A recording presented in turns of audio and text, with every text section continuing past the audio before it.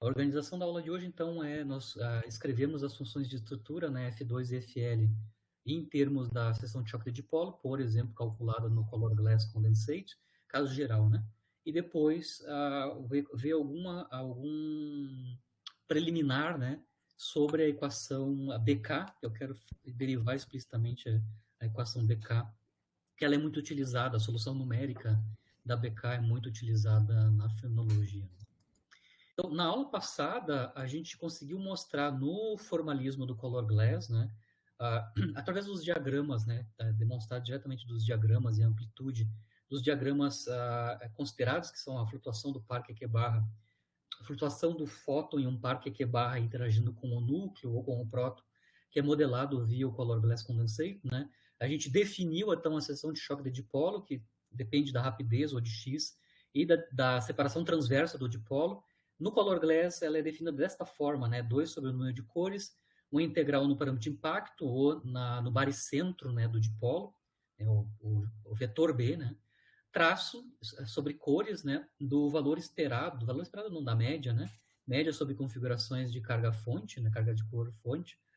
Essa média, claro, pode ser para esta média pode ser utilizado o McLaren-Palan, mas pode ser utilizado a outra função peso que dependa da rapidez, né? Então, esse é bem geral essa expressão.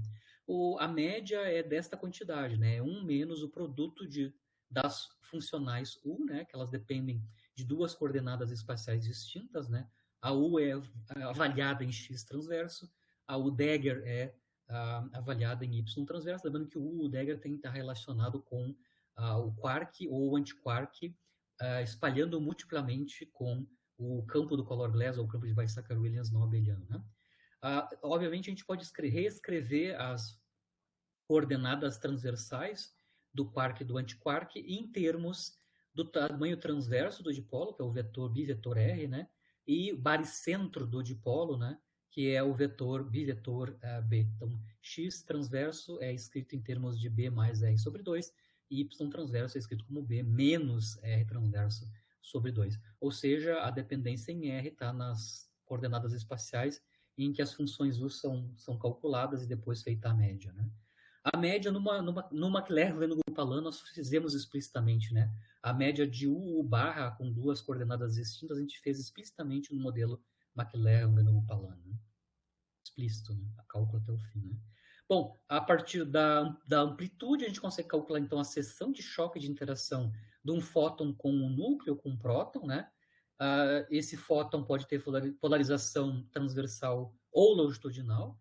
A seção de choque ela depende de x e de Q2. O Q2 vai advir basicamente da função de onda, né, do fóton, né? Então, a seção de choque gama-A para fótons transversais e longitudinais é uma integração sobre todas as frações de momento longitudinal do quark, né? O que é Z, né? Então, Z é a fração de momento longitudinal que o quark porta do fóton pi, né? E integrado sobre todos os tamanhos do dipolo, né? Então, a gente está integrando sobre todos os tamanhos transversos do dipolo, desde os pequenos até os grandes, né? Eu já vou abrir em detalhe a integração que tem que ser feita, né? Mas, basicamente, essa convolução, a gente faz uma convolução que significa integrações, né? Em Z e RZ, claro, como a fração de momento é entre 0 e 1, né? A gente tem, então, o módulo quadrado da função de onda, que modela, então, a probabilidade de flutuação, né, do fóton virtual num QQ barra. Bom, a gente já está careca de ver 1000 vezes isso, né? A função de onda no cône de luz no espaço de configuração, no espaço de coordenadas transversas, né, ela depende de Z, de R e de Q2. Né? Então, a dependência em Q2 da seção de choque vem unicamente da função de onda módulo quadrado.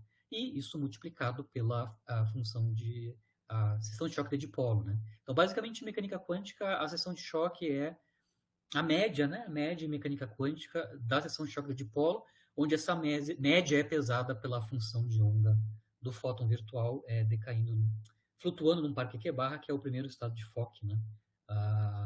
O dominante, né? No cône de luz. As expressões para as funções de onda aqui estão no espaço de configuração, né? As integrais são em R, né?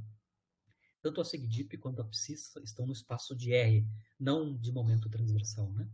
A função de onda do cône de luz, tanto para fótons transversais quanto longitudinais, A gente derivou isso de várias maneiras, tanto no espaço de momento quanto no espaço de configuração. Nessa disciplina anterior, né, há umas duas atrás, elas são explicitamente dadas em termos de Z, Q2 e R, né? Elas envolvem, no final das contas, do ponto de vista prático, né, elas envolvem funções de Bessel, né, de ordem zero, funções de Bessel modificadas de ordem zero e de ordem 1, né?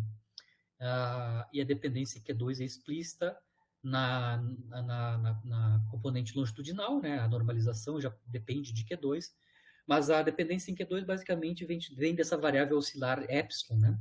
Onde epsilon ao quadrado depende de Q2 e da massa do quark.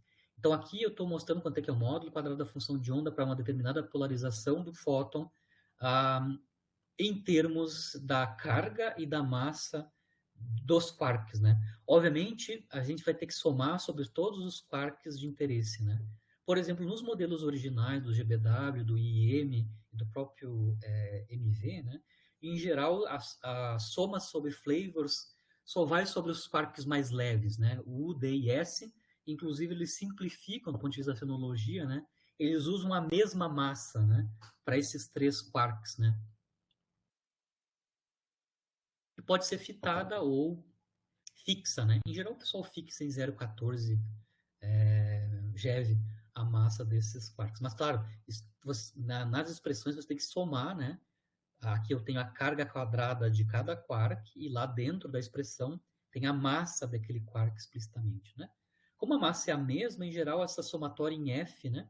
Esse somatório em F fatora, né? Você basicamente faz o produto dos somatórios dos EFs ao quadrado multiplicado pelo resto da função, como a massa é igual, né? Isso fica um pouquinho mais simplificado.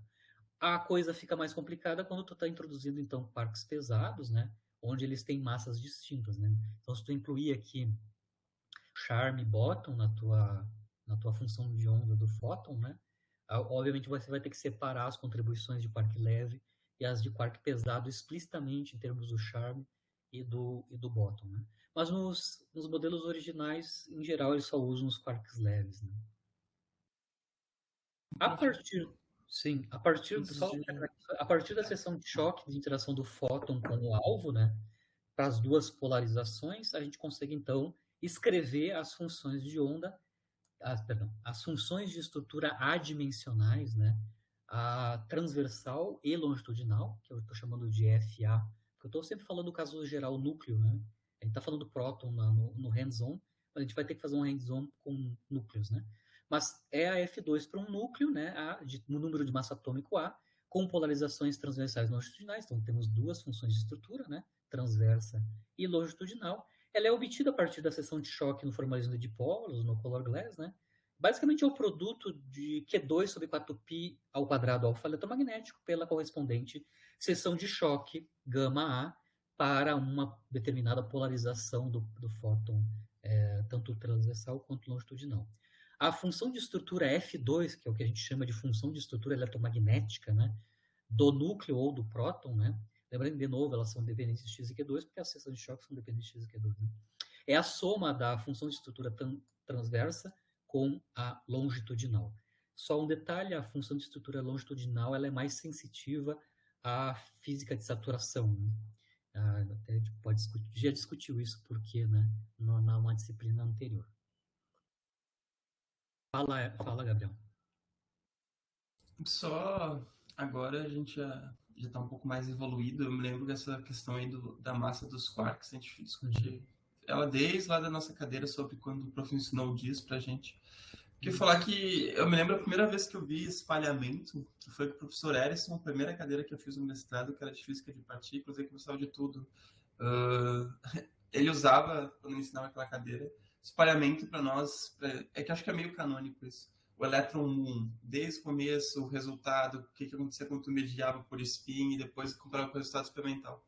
E eu me lembro que nesse tipo de experimento, a gente fazia algumas aproximações que funcionam muito bem. Por exemplo, assim, massa do elétron é zero comparado, só fica do muon, e fechava muito bem com os resultados.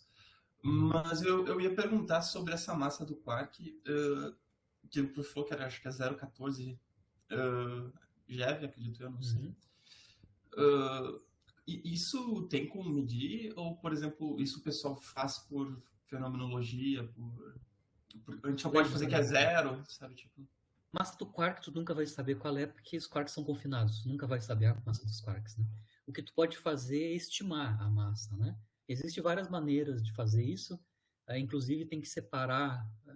Bom, vocês dois fizeram física de partículas comigo, eu acho. Não, tu não. Mas o Ellison sim, né? Aí tem que separar o que é quark de corrente de quark constituinte, né? Aqui a gente está basicamente falando de quark de corrente, né? Não de constituinte, né? A massa de constituinte é, lembrando que o próton tem dois U's e um D, né? Claro que tu pode usar um meson ou um bárion que tem quark estranho, né? Como constituição. E a partir da massa do hadron, que contém eles, claro, usando o modelo do Gell-Mann, né? De quarks, né? E sem radiação de Grunz, obviamente, tu consegue estimar qual é que é a ordem de grandeza da massa dos constituintes, né? Ah, basicamente, essa massa de quark constituinte é a massa Baer do quark, né? Que a gente chama de massa de corrente, né? Mais toda a massa que advém da energia cinética desse quark e também a nuvem de gluons que cerca ele se a gente introduzir a radiação QCD. Então tem que ficar bem claro o que está falando de massa de quark. Existe massa de quark de corrente, que é o Baer, né? E tem massa de quark constituinte, onde a gente já introduz a energia cinética, a contribuição da energia cinética desses quarks e também a nuvem de gluons, né? Do ponto de vista do vácuo da QCD, né? Tem nuvens de... Bom, é a mesma coisa que a gente faz com um elétron, né? Um elétron ultrarrelativístico não acelerado, né? O campo em torno dele, dessa partícula carregada, basicamente é uma nuvem de E mais E menos, né? polarização do vácuo, tu disse. Exatamente, polarização do vácuo, né? Foi o que a gente fez basicamente ali no campo de Weizsäcker-Williams, né, de partículas carregadas, né? A mesma coisa está acontecendo aqui. O que o pessoal utiliza como massa dos quarks leves? Basicamente eles estão usando a massa do pion, né, como uma estimativa da massa dos quarks, né? A massa do pion é da ordem de 140, por isso que é o 0,14, né? A massa do pion é da ordem de 135, 140 MeVs, né? Então eles estão assumindo uma massa efetiva que é da ordem da massa do pion, né? Mas lembra, as massas constituintes são um pouquinho diferentes, né? O menos massivo é o U, depois você tem o D um pouquinho mais massivo, e depois você tem um pouco maior a massa, que é da ordem de 0,3 GeVs, a massa do quark S. Eles não, na verdade, elas não são iguais as massas, né? Do U e do D a gente assume que são iguais por simetria de isospin entre os quarks, né? U e D. Mas o S não tem a mesma massa do U e do D, né? Mas então, pessoal, é uma fenomenologia, né? Então, vamos tomar uma média aí da massa dos quarks como sendo da ordem da massa do pion, né? Então, o 0,14 é basicamente a massa do pion, né? Que são os mesons mais... Na verdade, são os hadrons mais leves que contêm quarks, né? Leves, né? U e D, né? Não, tudo bem. Eu só tava com dúvida, né? Como é que resolve esse pepino. Mas você pode fazer modelos mais sofisticados onde você coloca cada massa de constituinte aqui, né? Você pode botar massas diferentes pro U, pro D e pro S, né? Principalmente o S, né? Que é bastante diferente. Uns autores que fazem isso explicitamente nas contas em dipolos é o Dosch, né? Dosch e o Nachtmann Dosch, esses dois alemães, eles têm até um livro, né? Acho que o Edison tem um livro deles, né? Do Dosch e do Nachtmann. Eles usam na conta de dipolos, a massa não é fixa para todos, é variável, né? Então, para cada quark, eles dão uma massa distinta, que é basicamente a massa de quark constituinte, né? Não, Mas, é que eu ia dizer, tipo... nos formalismos de dipolo, você pode fitar a massa, né? Você pode assumir que a massa é igual para os três e fitar a ordem de grandeza dessa massa, né? Lembrando, massa de quark ninguém sabe, porque confinados. eles são confinados, você tem estimativas, né? Você pode usar LETs, várias técnicas, né? Mas são sempre indiretas, né? Não, tudo bem. Sempre Eu ia indiretas. dizer que eu acho que assumir que mais MF ao quadrado já é bem bom para nós, porque tu colocar mais termos aqui nesse módulo quadrado, tipo, machuca bastante nas contas. Eu não sei qual ganho teria com isso também. Mas beleza, era só isso que eu tava com essa dúvida, tipo, como é que fazem, né, porque sabendo do confinamento, né, como que tu assume para poder colocar um número ali e sair a conta. Sim. Mas era isso. Mas é importante essa pergunta, porque sempre falei de massa de quark, você tem que estar na cabeça essas duas coisas, né? Sim. Massa de corrente, que é o quark nu, né? Sem interação com os gluons, com o vácuo da QCD, e o quark bare, né? O quark vestido, né? Quark vestido, que é o que a gente chama de quark de constituinte, né? Onde já está ali. Como é um estado ligado, você tem uma energia de ligação. Essa energia de ligação contribui para a massa do estado ligado, né? E isso é na forma da energia cinética e também a nuvem de gluons, né? Isso aí. Esse modelo, pelo que tu fala, é tu olhar ele meio cru, assim, os 3 quarks ali, tu coloca a energia de ligação, energia cinética e faz a conta, né? Esse outro de corrente parece ser mais quando tu vai ter contribuições das PDFs, né? Que tu vai ter distribuições de outros partons ali e tem que calcular. Ok. Se tu olhares o Particle Data Group nas propriedades dos quarks, lá eles têm os valores para a massa de corrente, a massa nua, né? Eles falam qual é que é a técnica, né? Só olhar lá, eles têm a massa de corrente, né? Que é a massa sem a energia cinética e sem a nuvem de gluons. Né? É bem baixa, muito baixa a massa. Não chega nem nos pés de 140 MeV, é muito, muito baixa. Tu diz do de corrente, né? De corrente é super baixa. Inclusive, para chegar na massa do pion, falta muito, né? Se pegar só a massa bare do I e do D, a contribuição da massa deles, bare, para a massa do pion, onde eles estão ligados, por exemplo, é minúscula, né? É minúscula. Você tem que introduzir toda essa parte da energia cinética e principalmente gluons, né? Para a contribuição da nuvem de gluons para eles, para a gente chegar na ordem de grandeza correta para a massa dos pions. Né? Ok. Isso acho que também é um pouco carência de não ter tido uma física de partículas bem decente, mas beleza. Essa era a dúvida. Beleza. Eu só estava acostumado mais também na sessão de choque, né? Porque eu lembro que o Emerson fazia esse truquezinho básico de física, né? A gente vê, por exemplo, nesse do elétron Moon, com certeza o Moon pesa bem mais que o elétron e não vai, tipo, tu não vai ter uma mudança drástica no teu resultado, né? E às vezes tipo, a gente faz isso, será que esse termo aqui com a massa quadrada de um número pequeno vai fazer diferença, né? Mas dá para ver isso na sessão de choque, depois no final...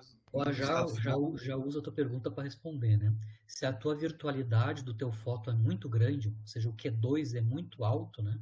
O Q2 muito alto, basicamente a massa do quark aqui não vai fazer cosquinha nenhuma.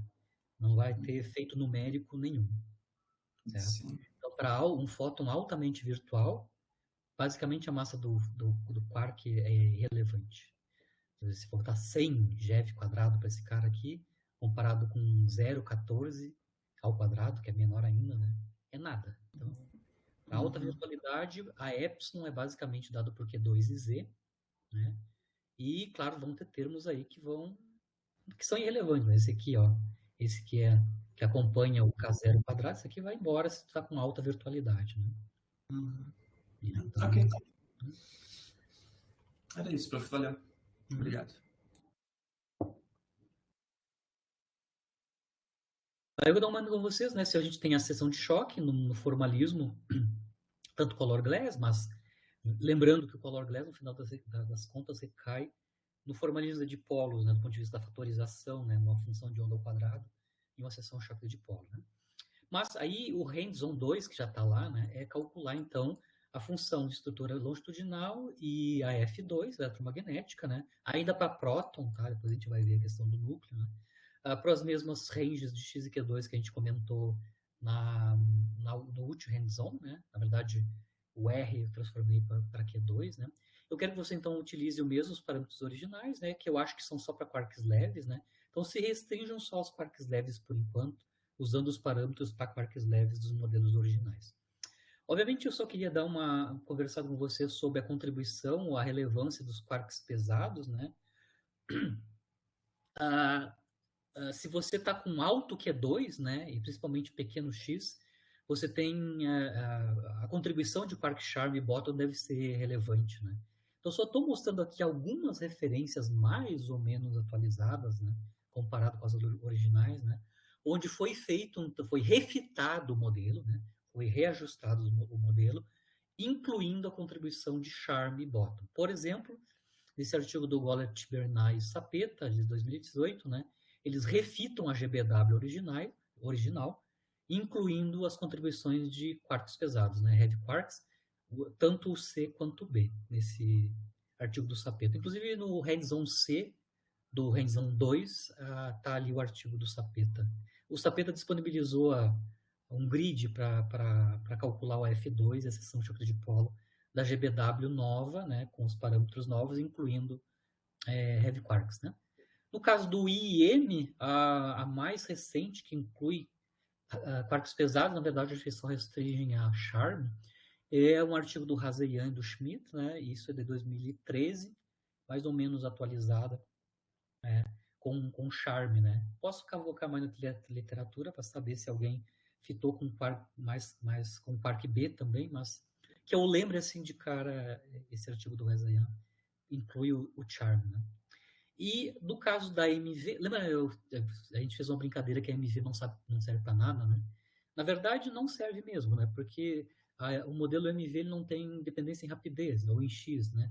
Isso para nós não serve para nada, do ponto de vista prático da fenologia, né?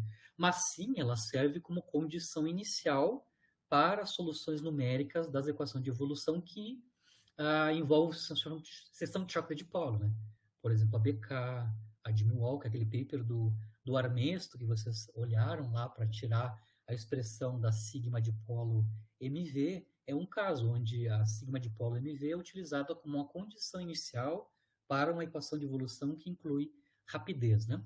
Se vocês querem ver um ajuste, né, da condição inicial MV com quarks pesados, aí é tanto C quanto B, né, Charm e Bottom, e tem o paper do ano retrasado, 2020, do Decloé e outros, né, onde eles introduzem, na verdade, eles fazem várias parametrizações a lá MV, né, e depois no FIT, né, no ajuste experimental, eles incluem também as contribuições do Charm e do Bottom no modelo do MV. Na verdade, eles fazem três modelos inspirados no MV, o original e mais duas modificações fenomenológicas para o MV. Se vocês quiserem olhar, olhem esse artigo, tem lá. Ele é utilizado, esse MV, a sigma MV, como condição inicial da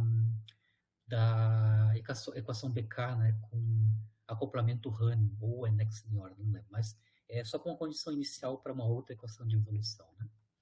Bom, do ponto de vista prático, o que vocês vão precisar para calcular essas funções de estrutura que são obtidas a partir das sigmas, né? Vocês vão ter que ter integrações, na verdade, dupla. Seria tripla aqui, né? Porque eu tenho um bivetor R, né? Mas, no final das contas, devido à simetria... Porque tanto a função de onda quanto a seção de choque de dipolo tem simetria esférica no tamanho do dipolo, né?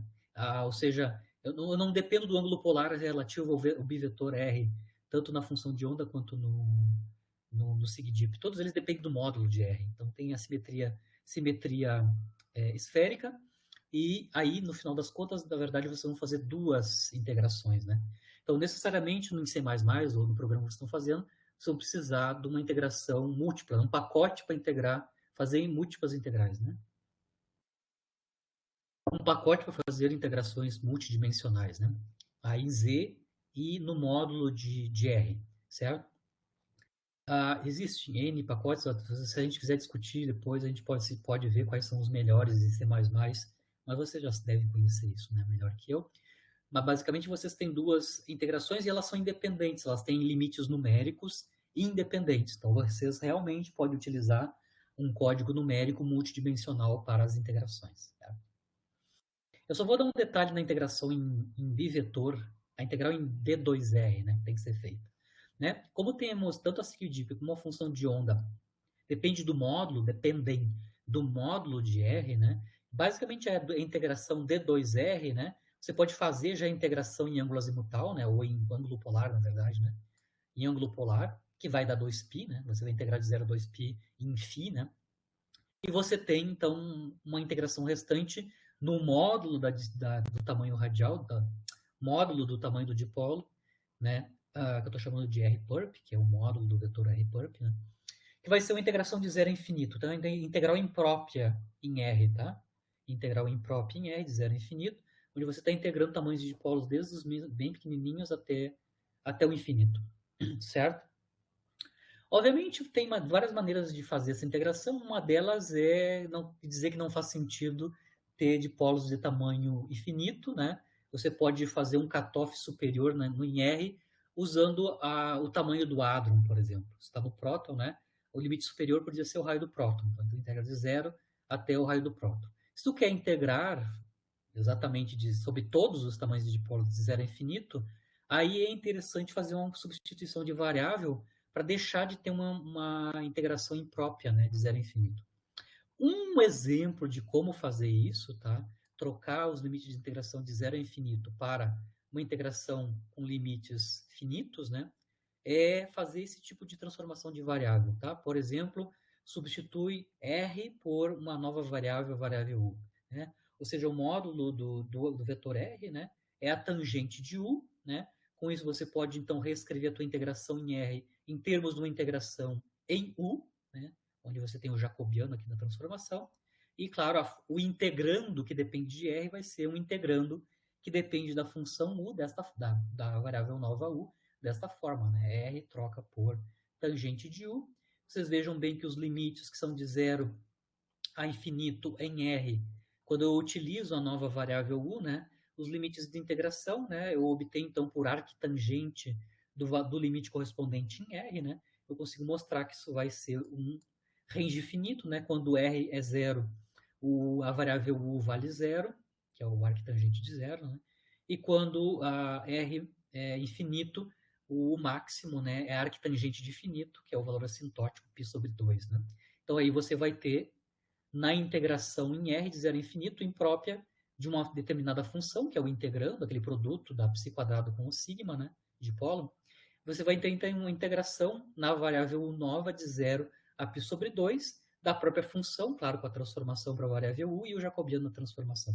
Isso é uma maneira de transformar uma integral imprópria numa integral com limites de integração finitos, né? Se vocês olharem o Numerical Recipes, né, tanto em Fortran quanto em C++, lá tem outros tipos de transformação de variável que dão conta dessa mudança de variável. Inclusive, é importante fazer isso por questão de tempo numérico, né? Se você tem um limite de integração gigante, o número de contas que tem que ser feitas no programa de recursão, né, é maior se você diminuir o range em que você está integrando, né? Então é interessante fazer ou um corte superior ou fazer uma mudança de variável, por exemplo, como essa, para deixar de ser imprópria e ter limites finitos, né? Isso aqui é da ordem entre 0 e 1, basicamente, né? Você tem π sobre 2, um pouquinho maior que 1, então é 0 a 1, bem simples os limites, né? Eu ia Certo? até dizer que aparece muito J0 nessas transformações. Às vezes eu estava vendo, por exemplo, no programa lá do Sapeta, quando a gente estava fazendo o artigo. Tipo, depois de um tempo, quando tu quer fazer uma integração de zero a infinito, e eu já percebi isso nos códigos dele porque eu fiz muitos testes para fazer essa integração. Quando tem J0, coisa assim, tipo, não vai a zero. Tipo, ela oscila muito pouco, ela fica um valor. Se tu quiser calcular integral, tipo, e eu fazer isso mais vendo para a área, às vezes dá o infinito, porque tipo, tu tem que colocar cada vez mais o limite e ela cada vez tipo, fica menos perturbada na cauda da J0.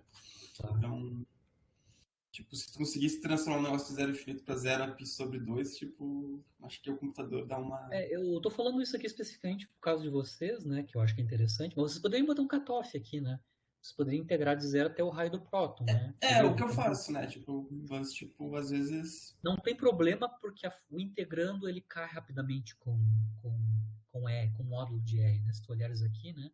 As funções de Bessel, K, elas assintoticamente elas caem para exponencialmente com R, né? Então, a função de onda suprime a dipolos grandes, né? mesmo se a seção de choque de dipolo tem ainda uma contribuição importante para dipolos grandes, né, a própria função de onda, devido ao comportamento assintótico das funções de Bessel, isso mata dipolos grandes. Então, fazer um cutoff superior no raio do próton, do raio do núcleo, né, é suficiente numericamente, né? Mas igual, você continua com um range grande, né? Mas você pode fazer formalmente de zero a infinito, por exemplo, fazendo uma substituição de variável. Estou dando um exemplo só, né? Tem outros tipos mais simples que não envolvem funções trigonométricas, né? Eu, nas minhas contas, por exemplo, eu não uso esse tipo de transformação. Eu uso uma outra, que é mais simples, né? Que está lá feita no Numerical Recipes, né? Mas só estou dando exemplo, né? Só para ajudar vocês nessa questão numérica, que é um problema quando a gente começa a calcular, e isso economiza tempo de máquina, né? Da tua conta numérica. Certo? Mais alguma pergunta sobre o hands-on que eu vou passar para a próxima questão da aula? Mais alguma dúvida sobre essa parte numérica aqui? Não, só coloquei ali, acho que eu vou pedir uma mão até pro Erison para integração dupla, ver como é que ele faz, porque eu acho que do jeito que eu faço não funciona, mas é muito, muito fraco. Eu vou ver com ele como é que ele faz. Acho que ele já tem mais experiência em integração do que eu. Não sei se o Erison, que código tu usa para integração é um código de integração múltipla ou tu faz duas separadas? Da última vez que eu fiz alguma coisa de integração, eu usei a biblioteca do root mesmo. Que tem integração múltipla? Tem. Perfeito. Então tá, pode ser isso aí mesmo. Daí eu acho que quando a gente for fazer, eu peço uma ajudinha para ele, se ele ainda se lembrar. E assim eu já aprendo mais um método, porque eu sempre tenho um problema com isso, sabe? Sempre tenho um problema com isso. Eu sei, por exemplo, que a integração por Monte Carlo múltipla, que é a Vegas, né, que originalmente era em Fortran, eu sei que existe a versão em C++ da Vegas, né, que é baseada em métodos Monte Carlo, não nesses métodos de Newton da vida, né, por separação de pedacinhos. Né? A técnica é diferente. Eu sei que o Vegas tem versão em C++, mas deve ser o Cuba é um código em C++ para integração múltiplas. Tem várias aí que o pessoal utiliza para fazer integrações múltiplas. Só dá para fazer integrações múltiplas com esses códigos desde que os limites de integração sejam numéricos e independentes. Né? Se uma variável, se um limite de integração depender de outra variável, isso não funciona. Você vai ter que encadear, né? Encadear uma integral dentro da outra, né? Pelo menos no Fortran é assim. Né? Eu acho que até tu diz quando um limite de integração depende da outra variável. Exato. Isso aí já acho que isso funciona mais em física, em matemática teórica do que numérico, né? A gente sabe que funciona, mas acho que é difícil implementar isso. Então, quando acontece isso, primeiro você vai ter que fazer uma integração e depois fazer por fora outra, né? Que é como a gente faz analiticamente, né? Resolve primeiro uma das variáveis, uma integração numa das variáveis e depois faz a última. Né? Esses códigos múltiplos de múltipla integração e multidimensional é só nesse caso que os limites são independentes, né? Numéricos e independentes. Né? Mas isso também não acontece, não é muito comum, né? Também eu vejo que a gente aprendia muito bem em cálculo 3, em cálculo 2, essa dependência entre os integrantes e tal, mas depois na física geralmente as integrais, elas, embora a função dependa, né? Os limites de integração geralmente são independentes, né? Mas na nossa fenomenologia, na nossa área, eu vou te dizer que 99% das integrais, não, vou dizer 99%, 95% das integrações múltiplas envolvem dependência nas variáveis. Aqui não, graças a Deus, né? Essa parte de polos, não. Mas na maior parte do tempo, se você vai para a fatorização KT, né? Onde você vai integrar em X1, perdão, fatorização colinear, né, onde você vai integrar as PDFs mais a seção de choque de subprocesso. Lá você tem uma integração em X1 e X2, que são as seções de momento dos partons, né, no Hadron 1 e no Hadron 2. Aquelas integrações não são independentes. Uma é encadeada com a outra, por exemplo. Então, todas as contas em fatorização colinear são desse tipo. Você tem que fazer uma integral e depois a outra. Né? Tomara que não caia no hands-on, então. Não sei. Não, tô brincando. Não, tudo. A conta mais trivial, mais frequente na nossa área, que é a utilização dos teoremas de fatorização colinear, todos eles são esse tipo de integração complicado, onde você tem limites de integração que dependem da variável de integração anterior. Né? Então, não, ok. Até lá espero estar mais adulto em integral numérica, daí tipo, desafia, pega esse próximo passo. Daí. Sim. Mas eu vou ver como é que quando o Edson for fazer, a gente for fazer, talvez eu pegue umas dicas com ele, eu tento tentar aprender o Vegas enquanto isso, porque o prof fala direto desse pacote, até agora não fui atrás. E daí a gente vai aprendendo a fazer os... Eu me lembro... O Vegas eu falo porque eu usei muito tempo ele em Fortran, uso ele. Em Fortran ele é muito rápido comparado com os outros métodos, né? Inclusive o Vegas é melhor, por exemplo, quando tu tem problemas com o integrando, né? Então o integrando é mal comportado, né? Uma integração tipo Monte Carlo é muito mais eficiente quando o teu integrando não é bem comportado, que é o caso, por exemplo, quando você tem J0, J1, né? Que o integrando é altamente oscilante no rabo da variável, né? Então é importante usar técnicas mais adequadas, né? Que talvez não vai conseguir convergir se vocês olharem e usarem uma técnica usual de integração. Né? Mas existem vários. Eu posso até fazer uma lista para vocês de outros códigos. Né? Dentro do root tu tens a possibilidade de escolher o método o método da integração em si, que nem tu falou Vegas, né? Mas tem Monte Carlo, por exemplo, tu pode escolher se tu quer Monte Carlo ou Vegas, por exemplo. Perfeito. O Monte Carlo... O root é bem furioso. Sim. Eu aconselho o Monte Carlo quando tu já sabe de antemão que o teu integrando é mal comportado. No nosso caso, em geral, por exemplo, nos nossos casos, quando a gente faz essas transformadas de Fourier 2D, né, que envolvem J0 ou J1, né? Necessariamente, a melhor técnica, se for integrar numericamente, seria por Monte Carlo, né? Ou fazer um tratamento do rabo lá da integração, né? Que é onde começa a oscilar muito o rabo. Né? Ou, por exemplo, tu tem um problema de continuidade na tua função, né? Isso é muito complicado. Se tem uma descontinuidade na tua função, é muito complicado usar a técnica usual de fatiação, porque em algum momento ele vai chegar ali e vai ficar patinando. Né? Não vai conseguir ir adiante na recursão. Né? Então é importante usar Monte Carlo. Você já sabe que o teu integrando não é assim muito santo, né? Eu dei uma revisada ali quando estava fazendo o programa da entropia dinâmica. E, tipo assim, eu acho que o mais problema dele é tu tem que estudar um pouco integrando, porque para tua integral converger, tu tem que ter uma distribuição de números aleatórios que se aproxime dela. Não adianta nada ter uma distribuição, tipo... Tu até pode fazer, mas daí a convergência diminui um pouco. Tipo, tu gerar números aleatórios entre 0 e infinito, sendo que tu integrando ele, tipo, converge para 2, sabe? Tipo, dá para fazer, mas diminui um pouco a precisão. E tu tem que estudar um pouco integrando na hora, porque tu tem que ter uma distribuição de número aleatório. Mas eu me lembro que eu estudei pela apostila do Brunet, do Heitor, da Genor. Tem bem explicadinho lá. E eu me lembro que a generalização do método que eles faziam de uma dimensão para n dimensões, ele não era difícil. Nesse caso que o integrando fatorava, viu? Daí Isso eu me lembro. Eu me lembro que a única dificuldade dele era que tu tinha que estudar o integrando e depois de estudar o integrando tu tinha que estudar uma distribuição de números aleatórios para aumentar a precisão da tua conta. Essa era a única dificuldade que vinha com o método.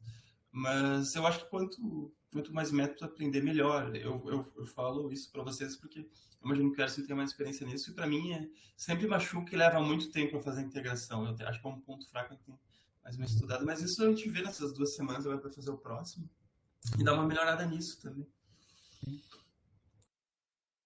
Bom, então eu vou para a segunda parte, que é a questão de começar, né, a inspiração para começar a BK, né, a derivação da equação BK. A gente até mostrou, né, que a equação de BK é uma boa aproximação para a equação de Milwaukee, né, que é a equação que rege a dependência em y daquela média, da função peso, né, que é utilizada como a média sobre configuração de cor no Polar Glass Condensate, no caso geral, né.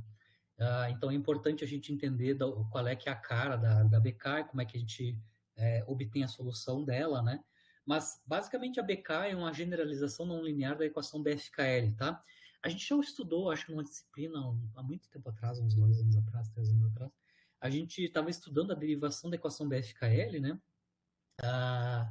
no espaço de momento. Não sei se a gente conseguiu já fazer a transposição da equação BFKL do espaço de momento para o espaço de configuração, mas eu só vou motivar, tá? Só vou motivar por que tem que ter uma correção não linear na equação BFKL. Então, se eu pegar a equação de BFKL no espaço de momento e transferir para o espaço de configuração, o espaço de tamanho, né, transversal, né, basicamente a equação BFKL é essa equação íntegro diferencial, né? O tal, a variável tal aqui é basicamente a rapidez, tá? A rapidez. Então, eu tenho uma evolução na rapidez da seção de choque de dipolo, na verdade, a amplitude de dipolo, né? Que depende da rapidez e do tamanho transverso do dipolo, né? E do lado direito, a gente tem uma integração, né? Em distâncias transversais, em tamanhos transversais, dessa mesma n. Então, eu tenho uma equação íntegro diferencial para a BFKL, cuja solução vai me dar justamente a amplitude de dipolo em termos da rapidez e do tamanho transversal do dipolo, né? Certo? Isso é a equação BFKL. Eu posso resolver, né, assintoticamente essa equação íntegro diferencial, basicamente como a gente também faz as integrações DLA, as soluções DLA para DGLAP, né, no regime de alto x, né, de x pequeno, perdão, de x muito pequeno, né. Então, se a gente resolver, né, a equação BFKL nesse regime de x bem pequeno, né, a gente pode mostrar que o comportamento da seção da amplitude de dipolo, né, em termos da rapidez e em termos do tamanho transverso do dipolo, tem esta forma aqui, tá? A gente consegue ver que a dependência em energia da amplitude de dipolo, lembrando que se eu tenho a amplitude de dipolo ou a função de Bloom não integrada, basicamente o comportamento de energia da seção choque de dipolo vai ser mapeada na distribuição de Glooms, né? Então, o que dá para ver aqui do ponto de vista da dependência em rapidez ou em x, né, para amplitude de dipolo ou função de Bloom, né, distribuição de Glooms, né, basicamente é uma lei de potência, porque eu tenho E numa constante, que é ômega alfa S barra, né, multiplicado pela rapidez. Lembrando que a rapidez é onde é que está aqui a rapidez? Está chamando de tal rapidez, né? É logaritmo de 1 sobre x, né? Então, basicamente, esse termo aqui vai nos dar uma lei de potência. X na menos lambda, onde lambda é ômega vezes alfa S barra, né? Que é um número bem grande, tá? Isso é basicamente 4 multiplicado por... 4 logaritmo de 2, o ômega é 4 logaritmo de 2, que é da ordem de 2,8, né? Multiplicado pelo alfa S, que é da ordem de 1 quarto, né? Isso aí dá da ordem de 0,5 a lei de potência, né? Então, ele está predizendo que a seção de choque de dipolo ou a distribuição de Bloom tem um comportamento em x, advindo da solução da BFKL, que é x na menos 0,5. Isso dá um crescimento brutal, né? Brutal para a distribuição de Bloom, para a amplitude de dipolo, quando x vai para valores muito pequenos de x, ou rapidez muito grande, né? A gente sabe que tem teoremas, né, que vinculam qual é que é o comportamento em altas energias para as seções de choque hadrônica, né? As seções de choque hadrônicas não podem crescer mais com o logaritmo quadrado da energia, né? Lembrando que a predição aqui da BFKL é que o comportamento de energia é lei de potência e que uma lei de potência que é S na 0,5, né? Ou S 2 vezes 0,5, né? S na 1, né? Uma que não é logarítmica, né? Ou seja, eu estou falando do teorema de Froissart-Martin, né? Que diz que em altas energias as seções de choque hadrônica não podem crescer mais que log quadrado da energia, né? Então, a primeira coisa, a BFKL ela viola esses teoremas que vêm da unitariedade, né? Que é o Froissart bound, ou seja, eles predizem que vai explodir o número de gluons dentro do próton ou do núcleo, né? Significando, lembrando que cada um desses gluons tem um tamanho transverso. Se explodir, a soma dos tamanhos transversos dos gluons vai exceder o tamanho geométrico do próton, né? E esse é o grande problema da saturação, né? Então, tem que colocar um processo que controle, né, esse crescimento não controlado, né? Então,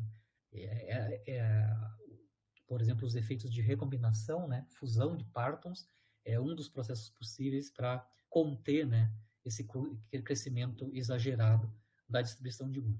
Um outro problema da solução da equação de BFKL vem desse termo exponencial aqui, tá? Lembrando que a rapidez está aqui embaixo, né? Esse termo exponencial, vocês vejam que ele é gaussiano na variável logaritmo de R quadrado sobre L2. Então, a BFKL prediz que o comportamento em R basicamente é R multiplicado por uma gaussiana em logaritmo de R, né? E a largura dessa gaussiana, a menos das constantes, que é o 2 beta alfa S, né? A largura da gaussiana aumenta com a rapidez, né? Aumenta com a rapidez está aqui embaixo, que é justamente a largura da gaussiana em log de R quadrado sobre L2, né?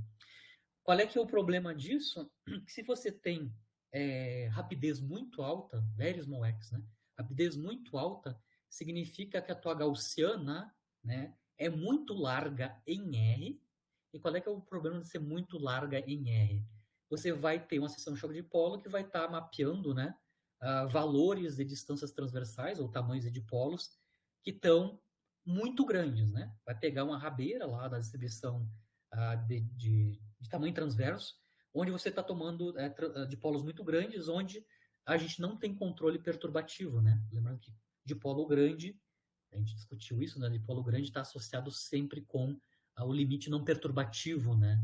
Da interação do dipolo com o alvo. De outra maneira, se os dipolos são pequenos, a gente pode fazer teoria de perturbação tranquilo. Então, um outro problema da BFKL é isso, né? A gaussiana aqui, na verdade, isso é chamado difusão, né? Aqui eu tenho difusão em R, né? Onde eu tenho a minha gaussiana cada vez mais larga quando eu vou aumentando a rapidez, no X, né? Indo, né? A ação de choque de polo está indo até dipolos muito grandes, onde eu não tenho controle perturbativo do comportamento, né? Isso também acontece no espaço de momento, né? Eu tenho a difusão em K no espaço de momento, né? Então, lá a difusão no espaço de momento, eu entro, né? A minha gaussiana em K entra na região do infravermelho, né? De pequeno KT, né?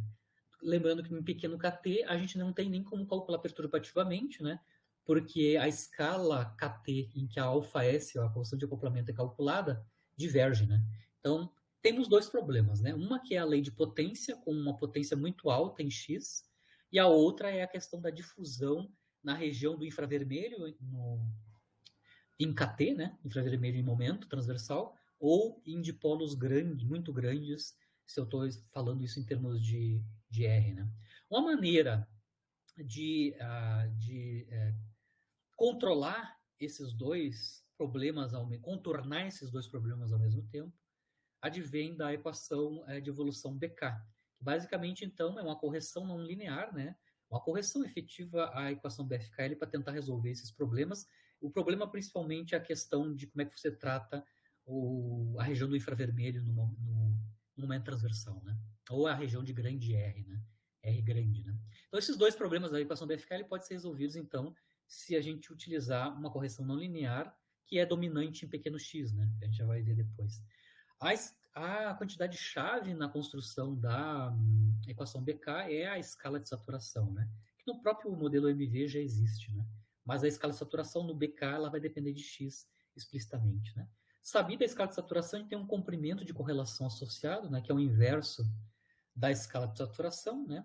Basicamente, a gente chamou lá naquela outra disciplina de raio de saturação, né? Mas basicamente é comprimento de correlação, né? Que define o tamanho aparente dos partons, né? A distância, tamanho transversal típico dos partons, né? Necessário para a gente ter o overlap deles, né? Na função de onda. E aí, nesse overlap, a gente conseguir controlar o crescimento do número de gluons, né? O número de ocupação de gluons, né? Na função de onda do hadron. Bom, a equação de Balice que eu chegou a ver é uma equação de grupo de renormalização, né? Ou seja, ela independente de escala, né? Nesse sentido, né? Não linear, porque ela vai ser não linear na N, né? Lembrando que a equação BFKL é uma equação integrodiferencial na amplitude de dipolo, mas ela é uma integração integrodiferencial linear, né? Linear em N, né? Não tem potências de N aqui. Já a BK é não linear, tem um termo quadrático, né? Um termo quadrático em N que vai aparecer, né? E ela vai ter, claro, dependência na rapidez, vai introduzir a dependência na rapidez. Né? Bom, onde ela foi proposta originalmente? Primeiro no artigo do Balitsky, né? De 1996, e depois, posteriormente, em 99, né? pelo Kochegov, por isso que é chamada baliza Kochegov, né? Esses são os papers originais onde essa equação foi derivada. Em geral, eu acho que nos dois casos é no espaço de posição, essa que a gente está usando agora em termos da amplitude do dipolo, né? Imagino eu. No Kochegov, com certeza, é no espaço de configuração, né?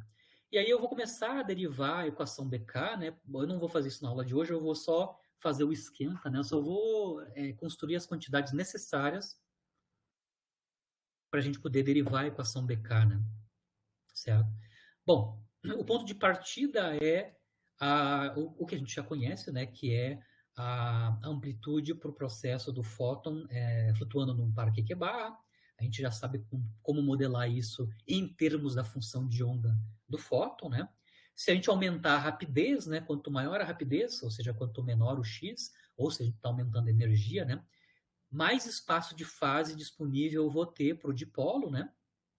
Esse espaço de fase pode ser distribuído entre o quark e o antiquark, mas se o espaço de fase é grande o suficiente, em alta rapidez, né, o dipolo tem espaço de fase suficiente para emitir um Bloom, né, ainda respeitando conservação de energia em momento. Né.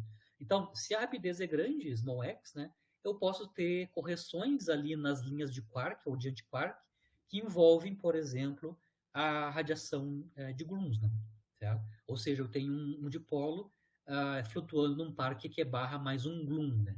E aí eu quero calcular quanto vale essa contribuição, né? Essa contribuição de correção de Bloom, né, de emissão de Bloom, como é que ela é quantificada a partir do termo que a gente já conhece, que é o termo dominante de mais baixa ordem, né?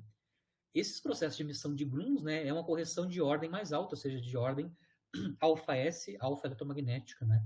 A função de onda do fóton. Lembrando que a função de onda do fóton no estado de foco Q-barra, basicamente é um diagrama QED, né? Ou seja, ela é proporcional ao alfa eletromagnético, né? Agora, quando eu permito a emissão de gluons, né? Eu tenho um acoplamento do quark com gluons, isso significa que no acoplamento eu vou ter o aparecimento na função de onda, o aparecimento da constante de acoplamento forte, né? Então, ele é subdominante comparado com o termo principal, mas dá para calcular, né? Então, ela é importante, essa correção, toda vez que a gente tem rapidez alta, né? Ou x pequeno, né? Agora eu quero analisar em detalhe, então, esse processo, né? O fóton virtual decaindo não, flutuando, então, num par Q-barra mais G, onde o espaço de fase permite a emissão desse Bloom. Aqui estão os dois diagramas de interesse, né? Por que são distintos? Quem está emitindo o Bloom, né? Então, aqui eu tenho foto virtual nos dois casos, né? Que então, flutua originalmente no par Q-barra, mas eu posso ter nesses diagramas o Bloom sendo emitido por um quark, né, que eu vejo que é uma linha de quark, né? Então aqui eu tenho emissão do Bloom por um quark, e aqui no segundo diagrama eu tenho emissão de Bloom por um antiquark do dipolo. Né? Aqui estão as notações para os momentos e as cores, né? O quark então tem momento K, o Bloom tem momento K', e o antiquark tem momento P menos K, onde P é o quadrimomento do fóton, né? Alfa C e alfa barra são as cores do quark, do Bloom e do antiquark. E lambda, né, é a polarização desse Bloom. Lembrando que o Bloom que a gente está considerando na camada de massa, né? Então ele tem uma polarização, ele não é virtual, né? Ele só tem polarização transversal, né? E aqui a mesma coisa para o caso do diagrama onde o Bloom é emitido pelo antiquark, né? Então, a gente aprendeu a fazer isso, a expansão em estado de Fock, né? Então, a gente pode, no formalismo de luz, a gente pode expandir o estado do fóton, né? Em termos do estado do fóton bare, né? Que é o fóton sem as flutuações, né? Fóton usual. Mas a primeira componente de Fock hadrônico, né? Que envolve o estado Q-barra, né? Onde as cores desse quark e desse antiquark são alfa e alfa barra, né? Aqui, claro, na expansão em estados de Fock, a gente tem explicitamente a função de onda do fóton flutuando no par Q-barra. E, obviamente, a correção é ir para o próximo estado de Fock, né? Onde a gente tem o estado de Fock Q-barra mais G, né? Com as respectivas cores, né? E cuja função de onda é conhecida. Então, aqui eu tenho a função de onda, né? Do fóton virtual decaindo, né, flutuando nesses em três corpos, né? Quark, antiquark, mais o gluon, né? Aqui no estado de foco usual, eu introduzi uma constante C de R aqui, né? Na verdade, uma função C de R aqui, porque a gente quer que a normalização da função de onda original em ordem dominante não seja alterada pela introdução da correção de mais alta ordem. Então, ao introduzir aqui à mão, né, by hand, uma função C de R, que vai ser utilizada para não alterar, né, para garantir que a normalização da função de onda do fóton não seja alterada devido à introdução da correção de mais alta ordem. Né? Lembrando que aqui na contribuição de ordem dominante, a gente tem a integração em Z e em R, né, da função de onda multiplicada pelo estado de foco Q barra. Né? Aqui na correção de mais alta ordem, né, que é de ordem alfa S alfa, né, a gente tem, claro, além do R e do Z, que são o momento longitudinal e a coordenada transversal do quark, né, no dipolo, nós temos ainda informação da variável linha, vejam bem que está sendo integrado em dr' e dz', né? A variável linha, se vocês vejam, tem a ver com o momento do Bloom, né? Então, toda vez que tiver linha nas minhas expressões, significa que isso é relativo à posição transversal e uma fração de momento longitudinal do Bloom, né? O Bloom tem momento transversal, tem momento K', né?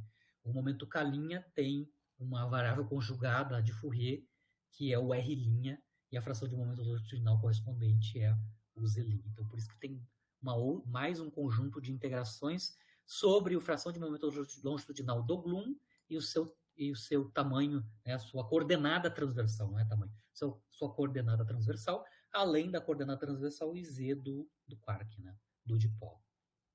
O fator 1 sobre raiz de NC aqui no termo principal, no termo dominante, né, está aí para fazer com que o produto escalar, né, na verdade a contração, né, o produto escalar da função do estado do fóton, né, seja normalizada apropriadamente, né, ou seja, quando a gente for calcular o produto interno, né, psi com psi, né, para a função de onda, para o estado do fóton, né, já expandido em estados de Fock, né, a gente quer que ela tenha uma normalização correta, né, que a gente já determinou antigamente, né, qual é que é a normalização da função de onda do fóton, né, tanto transversal quanto longitudinal, né. Quando a gente está fazendo, então, esse produto interno, a gente tem que sempre lembrar que a gente está sempre fazendo soma sobre cores, né? Tanto dos quarks, dos antiquarks e cores dos gluons. Né? Então, soma sobre cor é implícita quando a gente calcula o produto interno, né? Do estado do fóton virtual. Como eu estava comentando, aquele C que está aqui, que não aparecia na nossa derivação original, né? Ele está ali só para garantir que a normalização seja mantida, né? Igual à normalização da ordem dominante, né? A ordem Q barra. Né? Eu ainda podia discutir a questão dos spins, né? Na verdade, a gente faz soma sobre spins, mas a gente sabe que devido a várias propriedades, né, da amplitude de dipolo, das várias propriedades de helicidade, né, dos quarks, né, e do fóton, né, as relações entre as helicidades do fóton e do quark Q barra, do quark e do antiquark, só alguns conjuntos de configurações de spin sobrevivem quando a gente faz soma sobre spin, né? Mas, lembrando, além de soma sobre cor, a gente faz soma sobre spin, né? Agora, então, eu quero calcular a expressão para a função de onda indo do fóton no par Q barra mais G, né? Lembrando que a amplitude de probabilidade do quark emitindo um gluon, né? Que é esse pedacinho aqui do diagrama, né? Lembrando, nesse diagrama aqui a gente precisaria ter, por exemplo, qual é que é a função de onda de um quark, né? Que emite um gluon e se mantém com um outro momento, né? Esse tipo de função de onda, eu só me permito lembrar vocês, né? Lá, acho que foi na primeira ou na segunda aula, né? A gente calculou explicitamente qual é que é a função de onda para essa flutuação, né? De um quark indo no estado final quark-gluon, né? Te mostrou no espaço de momento, né, qual é que é a função psi de Q indo em QG, no estado final, que é justamente o diagrama de emissão de gluons por um quark, né? Aqui está no espaço de momento transversal, por uma transformada de Fourier, né? A gente vai para as coordenadas transversais. Então, a função de onda Q indo em Q mais G, no espaço de coordenadas transversas, em Z e R, a gente já calculou, tá? Explicitamente naquela primeira ou segunda aula, né? Basicamente, ela só envolve, ela é bem simplória, né? Ela só envolve, basicamente, um produto escalar do vetor R, né? Do bivetor R, com o vetor transversal de polarização do gluon, né? Então, basicamente, isso aqui a gente já sabe. Eu vou utilizar essa função de onda para a gente reescrever a função de onda da flutuação do quark e do fóton num par Q barra mais G. Tá? Então, vamos lá. Então, quando eu for escrever qual é que é a função de onda do fóton flutuando no Q barra mais G, lembrando que no espaço de momento transverso, essa função de onda depende do Z do quark, do K do quark e também o momento transversal e a fração de momento longitudinal do gluon, né? O linha aqui relativo a gluon. Né? Eu posso escrever essa função de onda como produtos de funções de onda de dois subprocessos, né? Por exemplo, eu posso calcular essa função de onda como produto da função de onda. Lembrando que a função de onda é a mesma analogia mecânica quântica, né?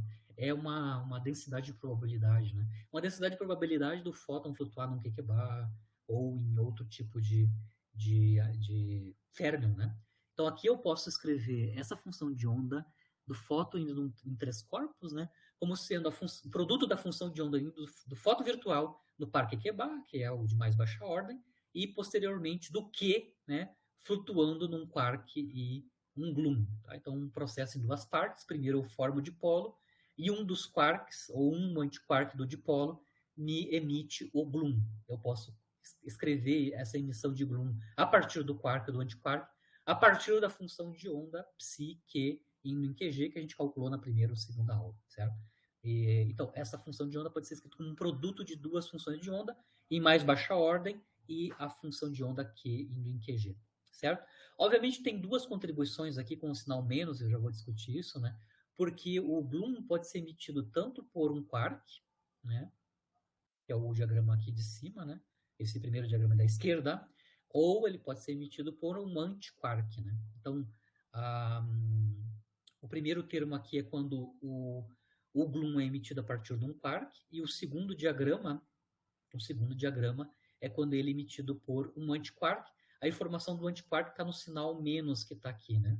Aqui a função de onda Q barra vindo do fóton está calculado na soma de K transverso mais K linha transverso, porque esse gluon está vindo de um quark cujo momento transversal é a soma de K mais K linha, né?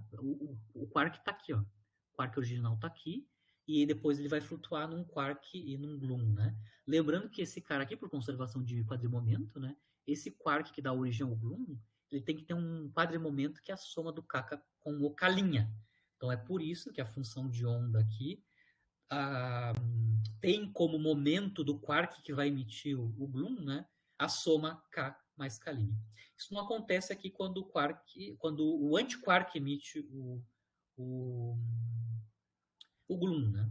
O antiquark emite o gluon, né? Basicamente, o momento, o quadrimomento desse antiquark que emite o gluon, basicamente é proporcional a K, né? Quando vocês fazem a soma aqui, deste momento com este momento, né? Para a gente ter a soma dos momentos que corresponde ao quadrimomento do cara inicial, do antiquark inicial. Vocês vejam bem, quando eu somo, eu perco a dependência em K', e o quadrimomento do antiquark, que vai dar origem ao gluon, depende apenas do quadrimomento K e não mais do K'.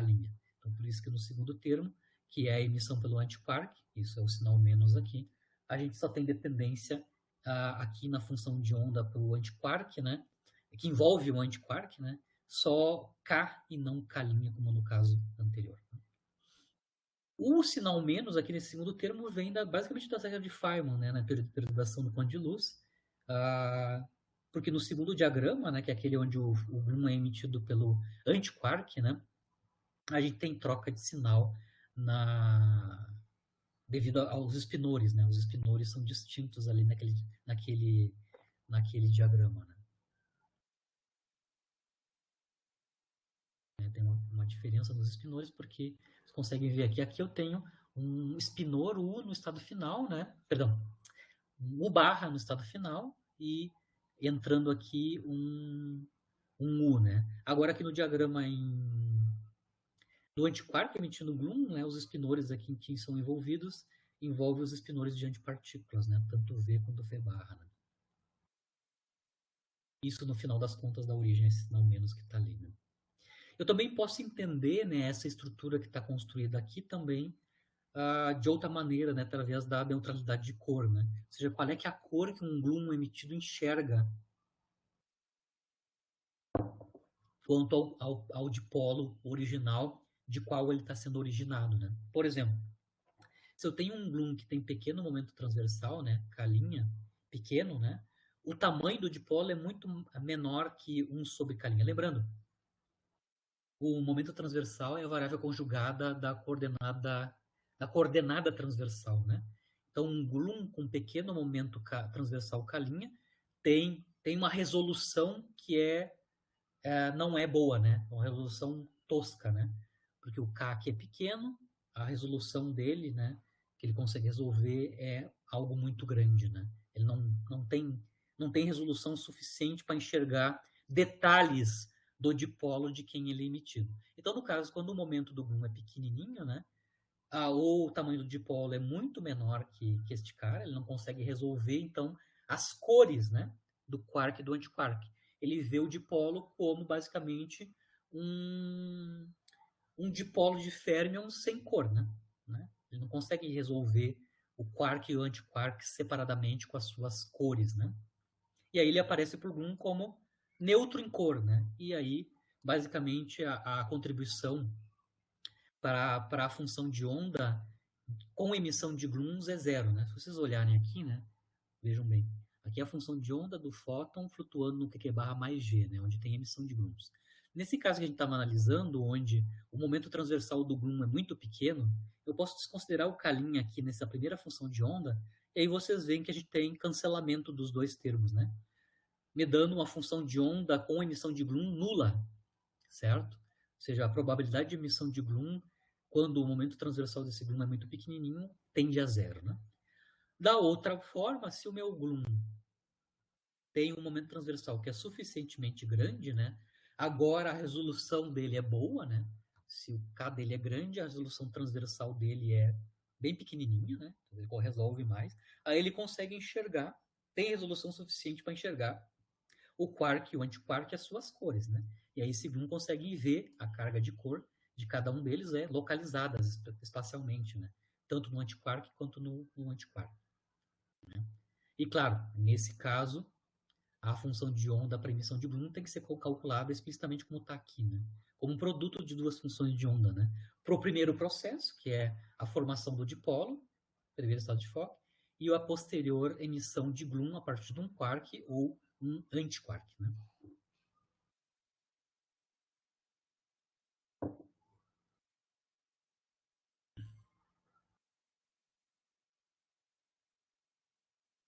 Então, a função de onda psi indo em QQ barra mais G, ela é construída a partir da função de onda de mais baixa ordem, psi indo em QQ barra, e a função de onda para o processo quark QG.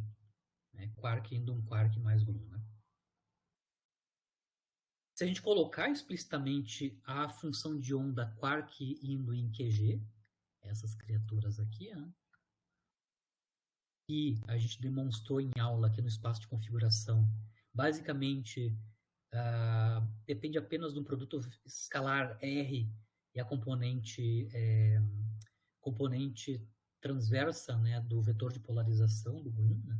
A menos de constantes, né, que envolve os T's, o Z, a constante de acoplamento forte aqui, né?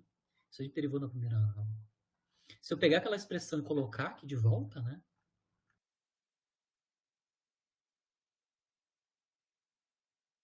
Vou colocar aqui, ó. Eu consigo, então, escrever explicitamente, então, lembrando, só um detalhe, né?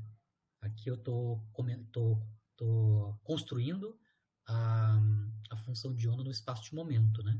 A função de onda psi em Q barra mais G, ela está no espaço de momento, ela depende, então, das funções de onda no espaço de momento, tanto no fóton indo em Q barra, quanto no Glum indo em quark mais Glum, né? Todas elas estão no espaço de momento.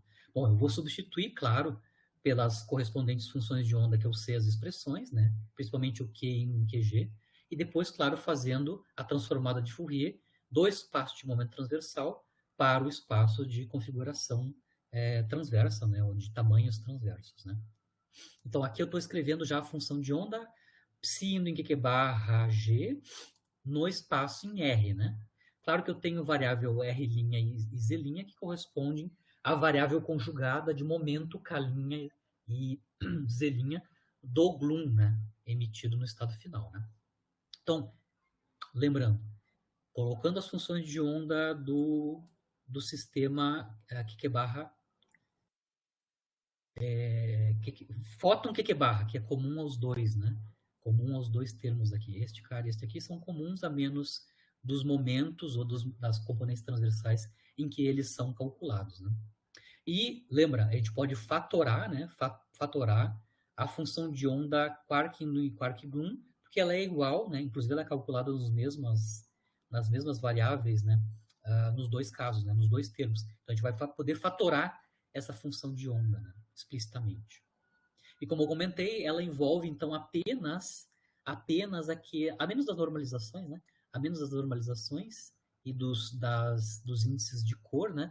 As matrizes T de cor, né, tem a ver com aquele produto escalar, né, do momento transversal com o vetor de polarização. Né? Eu estou mostrando isso daqui, basicamente. Ó. Eu já usei a expressão final para a função de onda do Q indo em QG já no espaço de R, né, no espaço em R.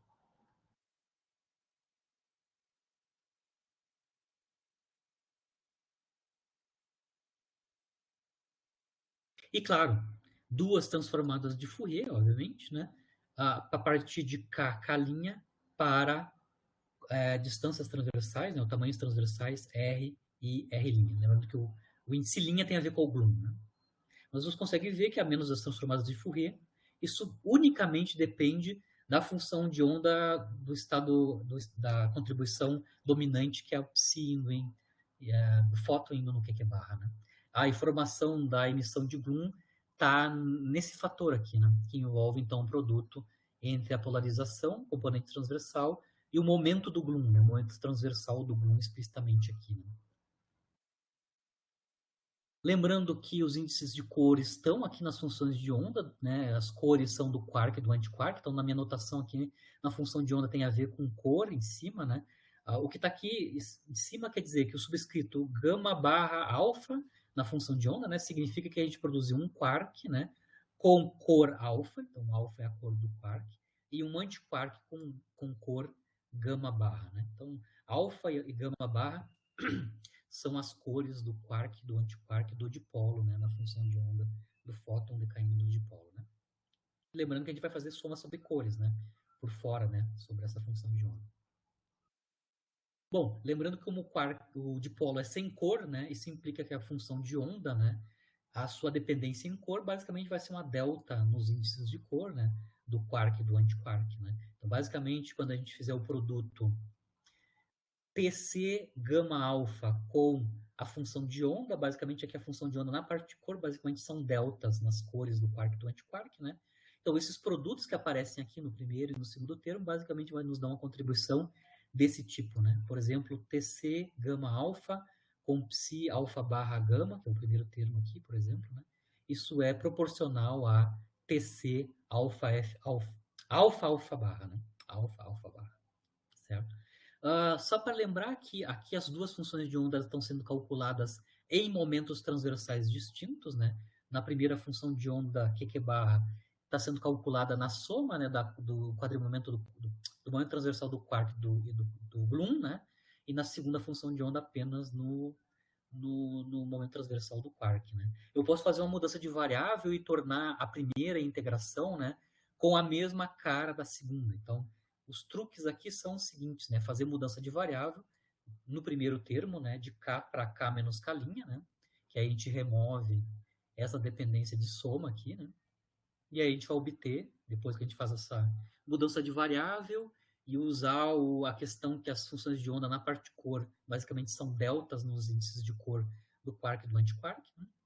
A gente chega nessa expressão um pouquinho mais simples para função psi, né, indo em, perdão, gama estrela, né, indo em Q barra mais G, né? Em termos, claro, da função de onda do fóton decaindo no Q barra no espaço de configuração, né, espaço de Z e de R. Então, a menos dos índices de cor e as matrizes T, né, a gente tem as transformadas de Fourier que tem que ser feitas, são duas, né?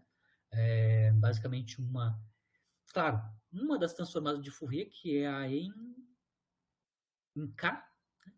A transformada de Fourier em K já pode ser feita explicitamente, né? Explicitamente em K. Quando eu faço a transformada de Fourier em K, como tanto o primeiro quanto a segunda função de onda, então vão ser escritas em termos de K. Obviamente, o resultado dessa transformada de Fourier de K para R vai nos dar uma função de onda apenas dependente em R, né? Certo? E resta ainda uma integração ainda tem que ser feita, que é a integração em K', que é o momento transversal do Bloom emitido, né? Essa aqui é um pouquinho mais complicada, ela vai envolver esse tipo de integração, ou seja, basicamente a transformada de Fourier de um produto escalar, né? Da componente transversal do vetor de polarização do Bloom com o momento transversal desse mesmo Bloom, né? Certo? Onde a parte de formação da ordem dominante já está fatorizada, né? Aqui na integração de Bloom, a gente vai integrar só esta quantidade aqui, basicamente, né? Fazer transformada de Fourier desta quantidade aqui, né?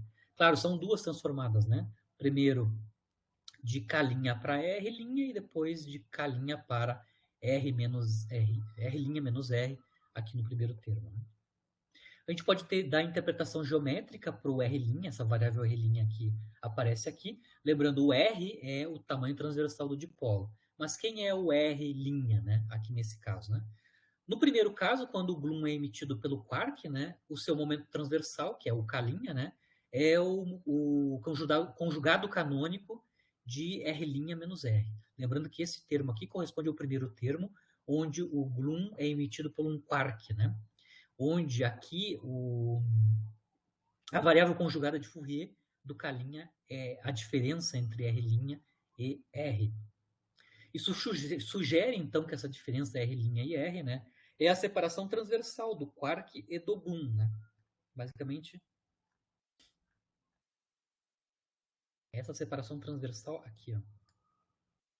Não o tamanho do dipolo, né? Não o tamanho do dipolo, mas sim a distância transversal entre o quark e o Bloom emitido por ele. Isso no primeiro diagrama, né? No segundo diagrama, ou no segundo termo aqui, né, o Bloom é emitido pelo antiquark e a variável de Fourier associada diretamente o R', né? Diretamente o R', né? E assim, o R' nesse segundo termo, ou no segundo diagrama, né, é o vetor entre a posição do Bloom e o antiquark, né? Ou seja, é a separação transversal entre o Bloom e o antiquark no segundo diagrama, né? Em ambos os casos, né, no caso 1 e no caso 2, onde o Bloom é emitido pelo quark ou pelo antiquark, né, R sempre continua sendo a distância transversal entre o quark e o antiquark do dipolo, como usual, né? A transformada de Fourier, ou as transformadas de Fourier restantes, né, podem ser feitas porque a gente já sabe fazer esse tipo de transformada de Fourier. Eu acho que na segunda aula a gente fez esse tipo de transformada de Fourier. Transformada de Fourier do produto escalar, né? Em variáveis transversas, a gente fez isso explicitamente, né? Então aqui eu já estou fazendo o resultado, né? Já estou escrevendo o resultado das duas transformadas de Fourier, né? Primeiro eu faço uma transformada de Fourier do espaço de K para R' menos R, e depois eu faço uma transformada de Fourier do espaço de K' para R' diretamente, né? Esse tipo de transformada a gente já sabe fazer, né? Basicamente, se vocês lembrarem, essa última aqui que é a mais fácil que a gente fez, né? A transformada de Fourier de epsilon escalar k' dividido por k' ao quadrado. Isso dá explicitamente, a gente calculou em detalhes, né? Isso dá esse produto escalar em R' agora, né? Produto escalar, então, do vetor polarização componente transversa, com, aqui nesse caso, é a distância entre o antiquark e o gluon, né? O R' tem essa interpretação desse termo, né? E o R' ao quadrado embaixo, né? A mesma coisa para outra transformada, né? Só trocando quem é a variável de Fourier conjugada. Em vez de ser R', é a diferença R' menos R, né? Que está aqui, ó. Mas a transformada de Fourier é a mesma forma, né? É o produto escalar epsilon R correspondente dividido por R ao quadrado. Né? Lembrando que a gente tem um shift aqui no primeiro diagrama, onde o quark é que emite o gluon. Né? Bom, calculada essa função de onda no espaço de configuração, no espaço de R, né? A gente pode voltar lá para a escrita do estado do fóton, incluindo, né, claro, a contribuição da emissão de gluons, né? Já calculando, por exemplo, o produto escalar, o produto interno, né, da função de onda do fóton com ela mesma, só para lembrar o que eu estou falando, né? Lembra que a gente expandiu o estado do fóton no estado Baire, o estado dominante QQ barra, né, o primeiro estado de Fock, e depois o segundo estado de Fock, onde eu tenho 3 corpos, né, QQ barra mais G. Lembrando que eu coloquei adicionalmente by hand na ordem dominante aqui no estado de Fock uma função C de R para manter a mesma normalização, tanto na ordem mais baixa quanto na ordem superior em alfa S. Né? Calculo, então, o produto escalar, né?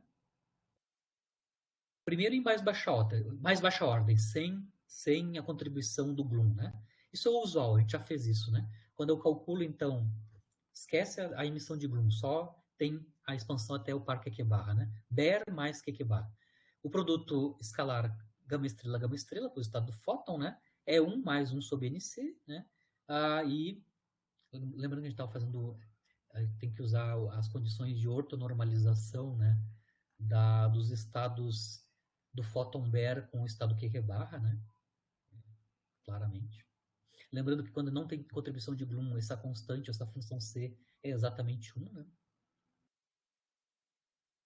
Então, no caso onde eu não tenho emissão de gluons, o produto escalar é trivial, né? É só fazer o produto escalar e, claro, usar a condição de ortonormalização dos dois estados, né? Do fóton Baire e do estado QQ barra na teoria livre, né? O Zellin quer dizer teoria livre, né? Basicamente, então, isso é 1 mais 1 sobre NC, né?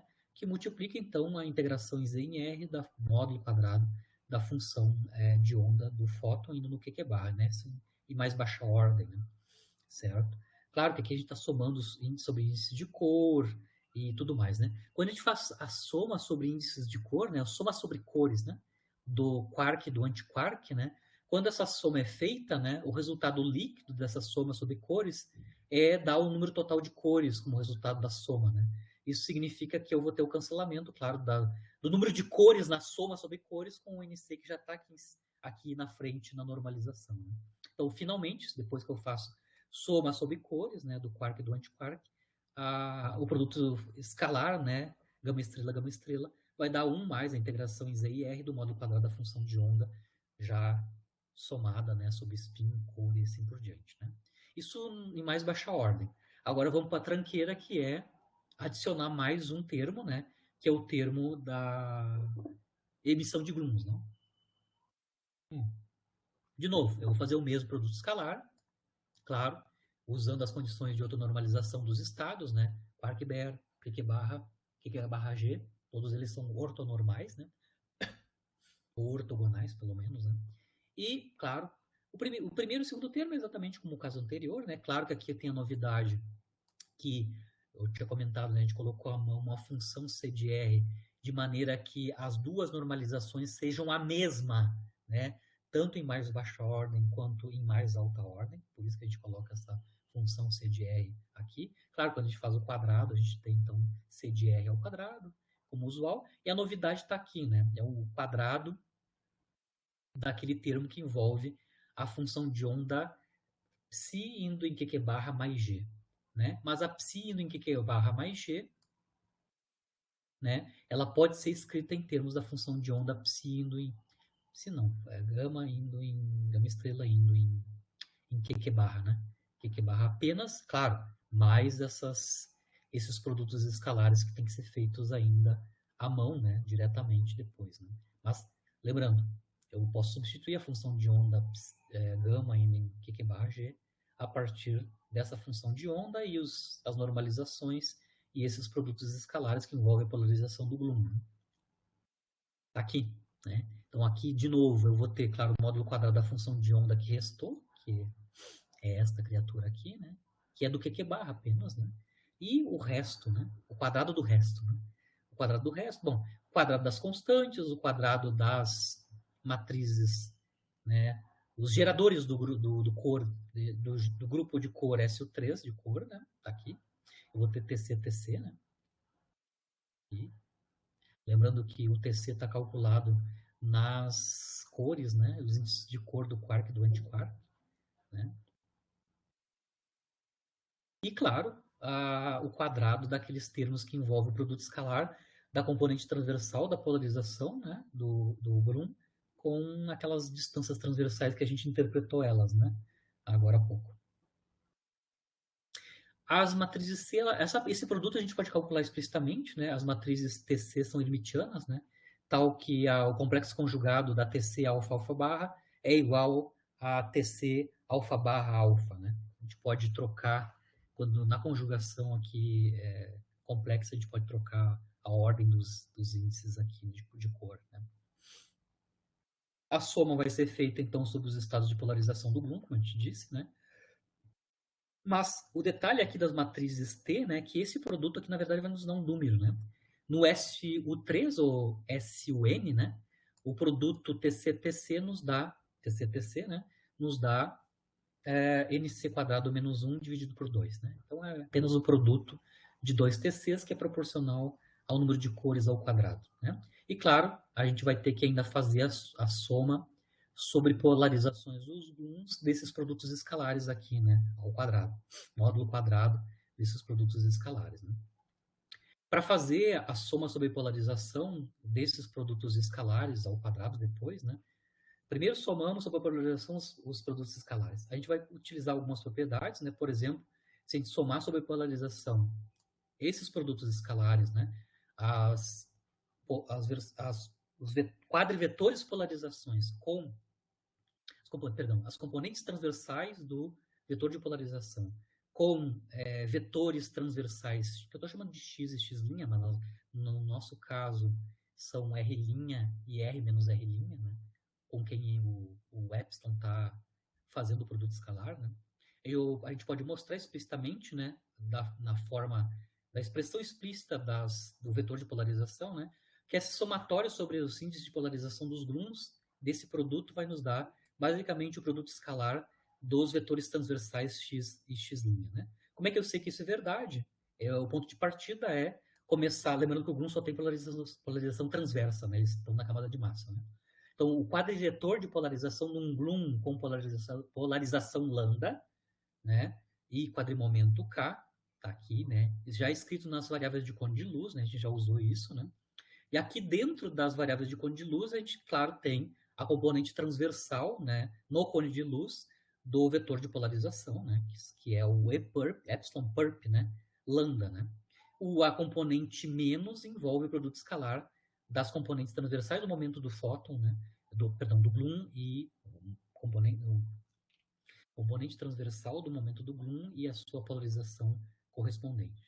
Lembrando que o lambda, né, o índice de polarização, tem dois valores, né, que é o mais ou menos 1. Né?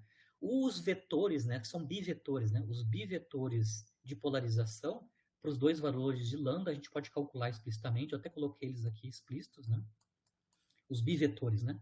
O epsilon perp, que aparece aqui, tanto na parte transversal do quadrivetor de polarização, quanto na componente menos, né, do quadrivetor de polarização, no cone de luz, né? Lembrando que aqui no nosso caso, o Q, né, o momento Q, na verdade, é o momento K', né?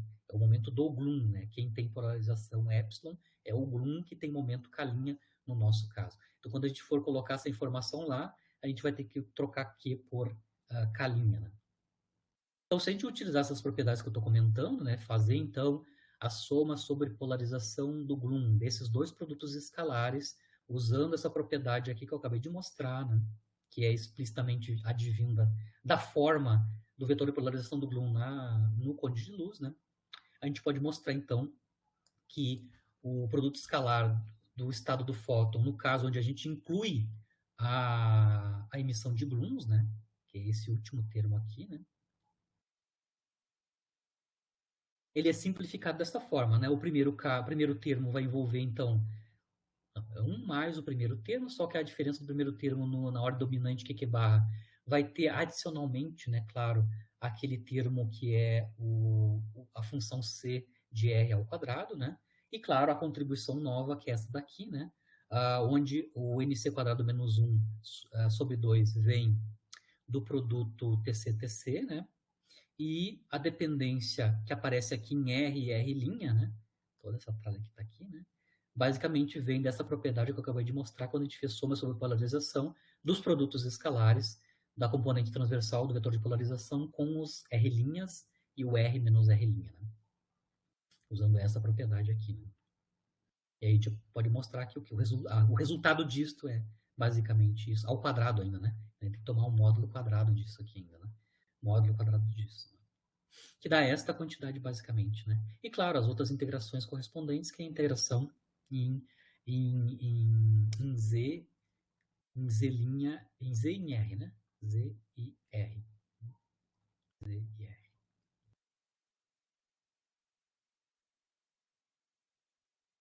Bom, agora o próximo passo é determinar quanto é que é a função C de R de tal forma, né, que esse produto escalar tenha o mesmo valor, tanto em mais baixa ordem, aqui, quanto em mais alta ordem. Eu quero que os dois produtos escalares tenham o mesmo valor, né? Para isso, eu incluí, né, uma função C de R para esse serviço, né? Explicitamente para fazer isso. Né? Eu consigo ver, então, que para eu manter a normalização original, né, em mais baixa ordem, a minha função C de R, né, ao quadrado, na verdade, né, módulo quadrado da função C de R, ela tem que ser exatamente 1 menos esse segundo termo aqui, né? Se eu faço isso, né, se a função C de R ao quadrado, né, módulo quadrado dela, né, for 1 menos o segundo termo, né, este cara aqui, eu vou obter exatamente a mesma expressão para o produto escalar em mais baixa ordem. Né? Eu vou voltar exatamente neste caso aqui. Né? Ou seja, naquela função C de R, eu consigo absorver, no final das contas, toda a contribuição da emissão de gluons, né? Mantendo, assim, a normalização desse produto escalar. Né? Certo?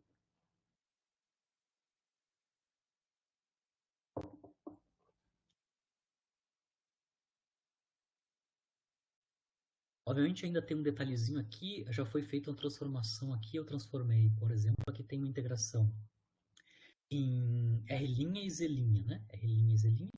Eu posso ainda fazer transformação de variável de Z para Y, né? De Z para rapidez, né? Então, por isso que aparece aqui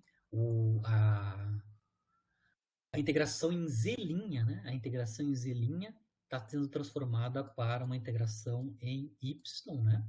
Onde eu estou definindo Y como logaritmo de 1 sobre Z', né? Com isso eu consigo substituir a integração em Z' para uma integração em Y, né? Onde Y está definido desta forma, né? Por isso que está aparecendo um Y aqui, né? Claro que isso vai matar alguns fatores aqui no meu integrando, né? Mas basicamente a gente já transformou de Z' para Y, né? Aqui explicitamente. Mas é um truque, né? A minha função C de R é tal que ela é construída, né? Ela é obtida de maneira que a normalização da função de onda, na verdade, o sanduíche, psi, né? Gama star, né? Gama star, seja a mesma que a em leading order. Né? Claro, a gente está usando já o alfa S como G2 sobre 4π e assim por diante, né? E a partir daí, ou seja, a partir dessa expressão, né, aqui para o estado do fóton, né, incluindo a contribuição Q barra, com todo esse tratamento que a gente fez até agora, né, vai ser o ponto de partida para construir a equação BK. Né? O que a gente vai fazer na próxima aula, né, é ver o que acontece com a amplitude de dipolo, né, associada àquela função de onda ali, né, quando a gente parte de uma rapidez y e adiciona um valor finito de rapidez. Ou seja, eu quero basicamente mapear qual é que é a evolução de rapidez no dipolo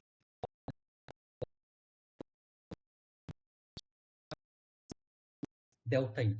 Lembrando que no meu caso aqui, né, a rapidez y, na verdade, tem a ver com a fração de momento longitudinal do Bloom. Né? Então, aqui eu estou fazendo uma evolução em rapidez do Bloom. Né?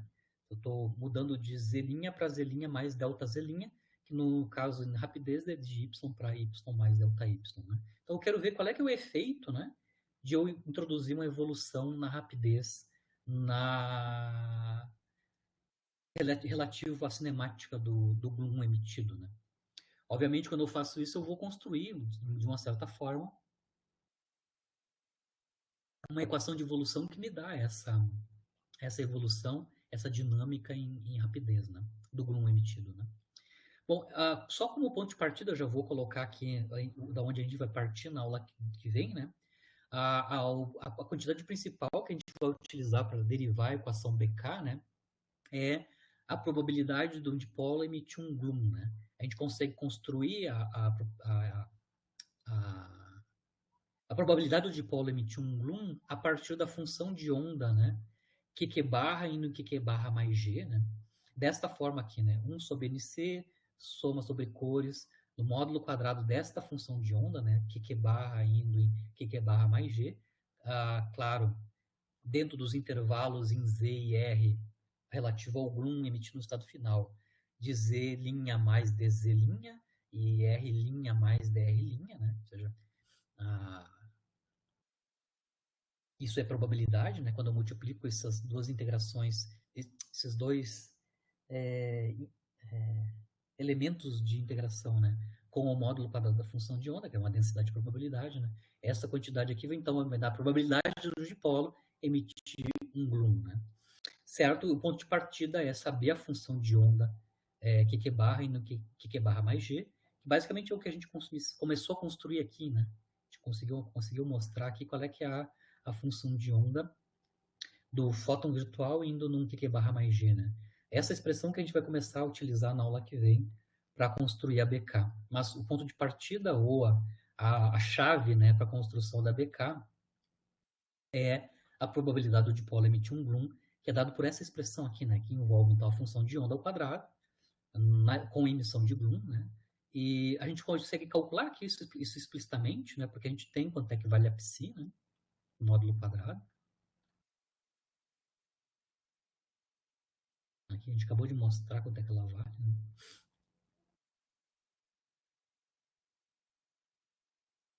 Isso aqui é basicamente proporcional, né, a R quadrado dividido por R' ao quadrado por R menos R' ao quadrado. Ou seja, eu tenho aqui na probabilidade de um dipolo emitir um Bloom, né, isso basicamente depende nas variáveis transversais R, tamanho do dipolo, né, e R', né, e R' menos R, que são as distâncias transversais entre o Bloom e o quark, se o Bloom for emitido por um quark, e a distância transversal entre o Bloom e um antiquark, se o Bloom foi emitido por um antiquark, né? Certo? Então, basicamente, a gente consegue mostrar quanto é que essa quantidade que está aqui, né, acompanhando os elementos diferenciais de integração, né? Basicamente, eles advêm da expressão que a gente conseguiu demonstrar aqui, né, nesta aula, né? Basicamente, essa criatura que está aqui. Então, o nosso ponto de partida é isso daqui, né? A partir da probabilidade de um dipolo emitir um Bloom, a gente vai tentar construir uma equação de evolução na rapidez desse Bloom emitido, né? Quando ele muda de rapidez de y para y mais ΔY. Lembrando que a rapidez tem a ver com a rapidez y tem a ver com o momento longitudinal, a fração de momento longitudinal no cone de luz do Gloom emitido, que é a variável z', né? Lembra que os linhas são relativos ao Gloom, né? Essa dependência em rapidez na função de onda vai respingar, né, na dependência em rapidez da amplitude de dipolo. Então, a gente vai construir uma equação de evolução em rapidez para a amplitude de dipolo. Então, a gente vai construir a equação BK como uma equação de evolução em rapidez para a amplitude de dipolo N, né? O N de R, X ou Y, né? E eventualmente do parâmetro de impacto, tá? Então, isso é a aula de hoje por aqui. Então, é só o esquenta, né? Só os passos iniciais como ponto de partida para a gente construir, então, a equação BK, né? O ponto de partida para construir a equação BK é esta quantidade, né? A probabilidade de um dipolo emitir um Gloom, né? Em termos dos tamanhos do dipolo, que é o R, né? E das distâncias transversais do Gloom ao quark ou ao antiquark, correspondendo àqueles dois diagramas que a gente mostrou no início ali da aula, quando a gente começou a falar sobre a equação BK. Certo? Eu encerro por aí e fico à disposição de vocês, tá? Certo. Quanto à derivação da equação BK, eu lembro que na época do mestrado eu pedi para o prof porque a gente ia adicionar isso na dissertação, porque uma das distribuições era no modelo de dipolo, lá na entropia de Well. O professor indicou foi por onde eu me basei. Acho que um pouco no trabalho, na dissertação do Guilherme também. Mas era um artigo de uma pesquisadora, não sei se o prof se lembra o nome. Ela derivava. Essa aí era bem boa também, esse trabalho. Quem? Como é que é o nome dela? Ana Stasto. Ela fazia os desenhos dos dipolos, como é que era interpretadas as transformações e tal. Mas, enfim, só citando mesmo. Assim, a derivação da BK existe de várias formas, tá? Tu pode derivar a BK no espaço de momento, tu pode derivar a BK no espaço de configuração, né? Que é o que a Ana faz, né? A Ana faz o que eu vou fazer aqui, né? Que é a derivação da BK no espaço de tamanho transversal, em termos de dipolos, né? Em linguagens de dipolo, né? Mas tu pode calcular ou derivar a equação BK no espaço de momento também, né? Lá, a equação BK no espaço de momento é uma equação de evolução para a função de Bloom não integrada, né? A UGD. Aqui, a derivação da BK no espaço de configuração, ou de tamanhos transversos R, né? É uma equação de evolução para a amplitude de dipolo N de R, né?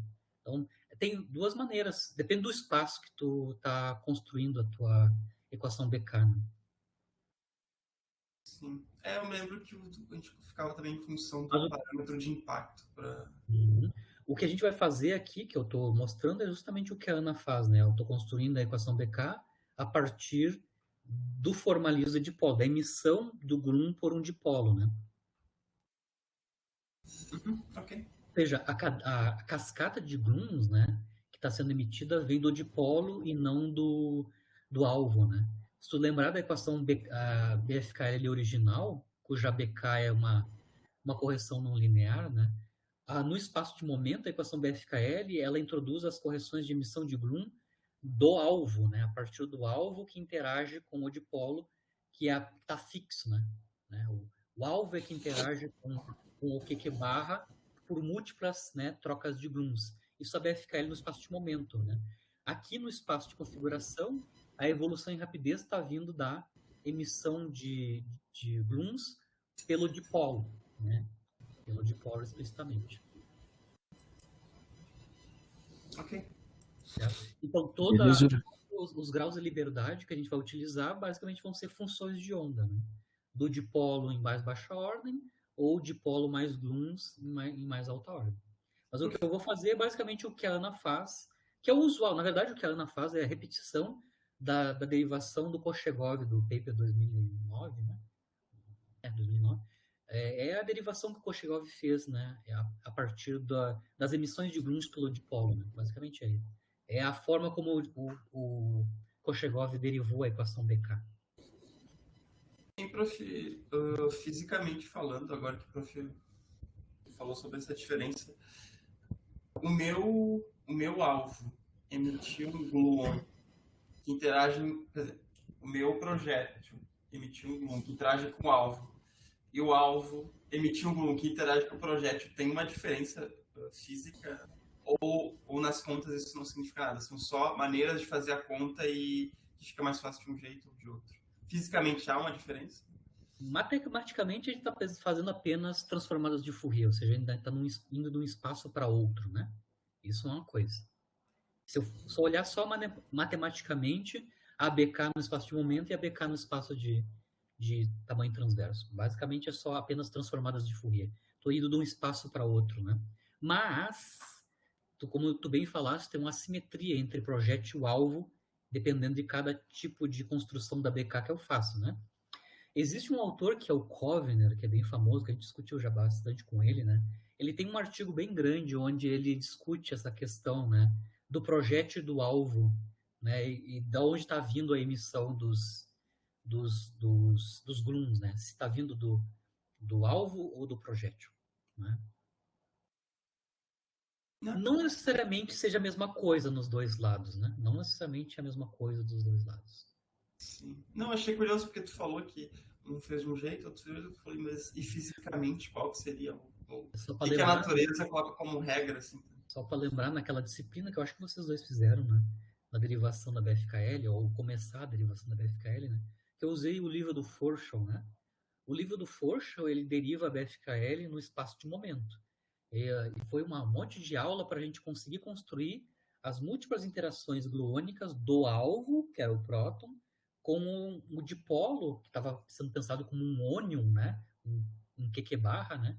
O QQ barra não emitia gluons, ele só trocava gluons com o alvo. Inclusive, a gente construía a escada de Gloom Ladder, né? Contribuição da Gloom Ladder. Mas a Gloom Ladder vem de baixo, vem do projétil. Se a gente está derivando a BFKL no espaço de momento. Agora aqui, na verdade, a gente vai construir a BK, ó, a BFKL, onde a emissão de Glooms está lá em cima, está vindo lá do projétil, né? Do dipolo, onde eu permiti que o dipolo emita Glooms. Né? Então, são maneiras diferentes de derivar a BK. Né? Mas do ponto de vista matemático, basicamente essas duas coisas estão conectadas por transformar de Fourier, ou seja, são variáveis conjugadas, né? O K e o R são variáveis conjugadas, e a gente está então fazendo mudança de um espaço para outro. Né? Como a gente faz mecânica quântica, né? Vai do espaço de posição para o espaço de momento. Né? É meio ordinário. Em física é uma transformada ordinária, né? Exato. A gente faz várias áreas. Eu estava pensando mais na... Como é que pode assim? Fisicamente, o que está acontecendo lá na aceleradora, o que está acontecendo com o modelo. Tipo... Lá na mecânica quântica usual, as transformadas de Fourier são 3D, né? É tridimensional, né? Mas é a mesma coisa, né? Espaço de X para espaço de P, né? Espaço de posição para espaço de momento. A gente pode fazer isso, transformar de um espaço para outro, né? Que é conveniente, se a gente quiser, né? Às vezes a gente faz transformação para o espaço de energia, né? Talvez seja mais conveniente também. Mas aqui é a mesma coisa que está acontecendo. A gente pode transitar do espaço de momento para o espaço de posição via transformadas de Fourier. Mas do ponto de vista de construção da equação da FKL e a correção dela BK não linear, é diferente a relação entre o alvo e o projétil. Quem entrega o Gloom na cascata gluônica, né? Na BFKL, no espaço de momento, vem do alvo, e no espaço de configuração, basicamente a cascata está vindo lá de cima, né? Lá do dipolo, né? Que é o projétil, na verdade. Né? Eu até ia comentar que ontem a gente estava discutindo lá no grupo como calcular o lambda, né? Pelo que eu entendi naquele modelo lá do artigo, que eu acabei seguindo para calcular o meu lambda, eles faziam assim, tu tinha o teu acoplamento, e o teu acoplamento ia acabar dependendo do número de sabores e do tamanho e da distância R que tu tinha da seção de choque. Só que o que acontece, para cada distância, eles queriam que tivesse um cutoff diferente. E o que eles fizeram? Eles fixaram o alfa em 1 e 0,7. Eu escolhi 1 porque é matematicamente mais conveniente, né? Sim. E daí no final tudo cortava e ficava 1 sobre C, porque tipo, depois lá o lambda multiplicava o R e ficava C sobre R. mas acho que era um pouco... Isso era uma correção da equação BK, pelo que eu entendi. Isso, honeycombing, né? Exatamente. Isso, daí, tipo, eles queriam ter um cutoff diferente para cada distância do dipolo, pelo que eu entendi. É uma coisa bem sofisticada, essa coisa de o alfa S ser mudado, né? O lambda ali, enquanto o dipolo vai mudando de tamanho, que é isso que está acontecendo, né? Para cada tamanho de dipolo, o alfa S está sendo calculado num argumento diferente no alfa S, né? Uma escala diferente no alfa S. Isso eu acho que ainda vai uns anos de estudo, porque eu vejo tudo desde aquele trabalho lá da entropia holográfica que eu apresentei lá no Journal, como me falta tato físico ainda para entender, tipo, qual é o cutoff certo, porque parece que, tipo assim, todas essas teorias tem que ter essa variável que tu depois tu fazer o corte físico, né, de qualquer tua região de interesse, mas ainda me falta o tato físico dizer, é esse aqui, é aquele lá, é aqui. Mas acho que isso com o tempo também, e é uma coisa bem abstrata de entender, acho que isso mais na prática tu vai pegando, né? É por isso que sempre, né, o ser utilizado a equação de grupo de normalização, isso tanto na DGLAP quanto na própria de Milwaukee, né, é justamente construir uma equação de evolução que independa desses cutoffs, né. Por isso que isso é a função da equação de grupos de normalização, faz esse procedimento. A renormalização faz esse procedimento, né. Você regulariza observáveis, mas quando tu regulariza esse observável, tu fica dependente do cutoff, da escolha do cutoff, né? Mas tu quer que os observáveis sejam independentes desses cutoffs, das escolhas, né? Isso é construído a partir da renormalização. Então, o procedimento de renormalização é tornar os observáveis independentes dos parâmetros de cutoff, tanto do infravermelho quanto do ultravioleta, no caso da QCD, nos processos QCD. Sim, eu até achei engraçado. Por isso que a de Milwaukee, a BK, elas são equações do grupo de renormalização. Elas constroem observáveis a partir de uma independência, né, impondo uma independência das escalas de cutoff. Tanto do infravermelho quanto do ultravioleta. No caso aqui da BK e da BFKL, o problema é o infravermelho, é o pequeno KT, né? Já na DGLAP tem um problema no ultravioleta, né? Tem um problema no grande KT, né? O KT grande que é o problema. Né? Sim. É até engraçado, porque quando eu estava vendo uma palestra sobre aquela entropia de emaranhamento lá, o professor ele vai usar a teoria de campos, daí ele vai calcular a entropia, e daí dava infinito. E daí ele fala, não, mas ainda bem que dá infinito, porque quer dizer que a gente está em teoria de campos e que eu tenho que renormalizar. Eu achei engraçado, porque antigamente era droga, deu infinito, sabe? Acabou a conta. E daí ele pega o parâmetro lá e daí ele consegue tornar finito o resultado na conta dele. Mas até engraçado que é uma inversão, né? Porque antigamente, quando o Jimmy contando a história para nós quando estudou campos, né? Ele vai fazer as correções de primeira ordem lá para as sessões de choque da QED, dava infinito, daí tipo, nossa, tá tudo errado a teoria. Daí que ele começa a introduzir renormalização para nós. É assim que foi feito historicamente, né? Quando os caras começaram a calcular a polarização do vácuo, né? Eles começaram a achar infinitos. E aí teve todo um programa de como é que trata esses infinitos, né? São 2 passos, né? Primeiro, regulariza, existem várias técnicas, né? Subtração de massa, regulação dimensional, cutoff explícito, tem várias maneiras de regularizar, mas quando tu regulariza, tu introduz uma escala de momento em geral, né? E depois tu tem que ir para um outro processo, depois que tu regularizou, que é renormalizar. Renormalização quer dizer tornar o observável, eu estou falando com as minhas palavras, né? Tornar o observável independente dessas escalas. Né? Ok. Mas beleza, gente. Feito. Bom fim. O Hands-on 2 eu vou deixar 2 semanas, acho que é suficiente para vocês fazerem. Eu acho que eu vou pegar o fim de, acho que eu vou tentar dar uma olhada, entender bem as contas e tentar fazer. Eu vou pedir tua ajuda, Erison, que eu acho que tu deve ter mais experiência com integração, se não der certo, mas... Tranquilo. Qualquer coisa que vocês trancarem de dúvida intermediária, é só mandar um WhatsApp que eu vou mais ou menos dizendo, ou por e-mail, né? A gente vai resolver. Tranquilo. Provavelmente vocês vão ter problemas, né? De construção, etc. e tudo. Mas vamos se falando. Na sexta que vem também a gente pode ir se falando. O planejamento da aula que vem é continuar. Então, derivar a BK, né? A partir dessa informação que a gente obteve hoje, né? Que é a função de onda do fóton indo no que é barra G, né? Que a gente construiu explicitamente. Né? Certo? Não, ok. E eu pessoalmente até gostei mais dos trabalhinhos de programação do que lista, porque lista eu já tô 7 anos nessa vida, né? Daí faz lista, fazer esses trabalhos parece mais prático, não sei. Sim, sim. A lista, na verdade, é mais para vocês terem uma. Não é sapiência, tem um nome especificamente. Né? Você tem que ser cultos no assunto, né? No assunto, por exemplo, qualquer um de vocês vai usar Color Glass ou física de saturação para os trabalhos de vocês, né? Se alguém perguntar detalhes para vocês da física do Color Glass, o efeito da lista e das aulas é justamente para dar uma base, né? Uma base mínima, né? De quantidades, como é que calculam coisa, quais são as hipóteses que foram feitas, né? Principalmente qual é que é a limitação da abordagem, entender bem onde é que o Color Glass funciona, onde ele não funciona, né? Até que momento eu posso usar Color Glass, até onde não, e assim por diante, né? Não, Mais o escopo, né? não, eu tenho certeza que funciona. Aprende assim só, tipo, eu falo, tipo, eu já faço listas há 7 anos, então é um pouco cansativo já. Mas já fazer os programas eu acho parece mais um trabalho prático, daí dá um ânimo melhor para fazer. E eu estou tentando fazer com que seja útil. A gente está calculando, vocês vão utilizar sempre, né? Não exatamente a função de estrutura, esse tipo, mas as caixas de ferramentas, né? Que são integrais múltiplas de quantidades que você constrói na tecnologia. Isso vai ser o métier do dia a dia, né?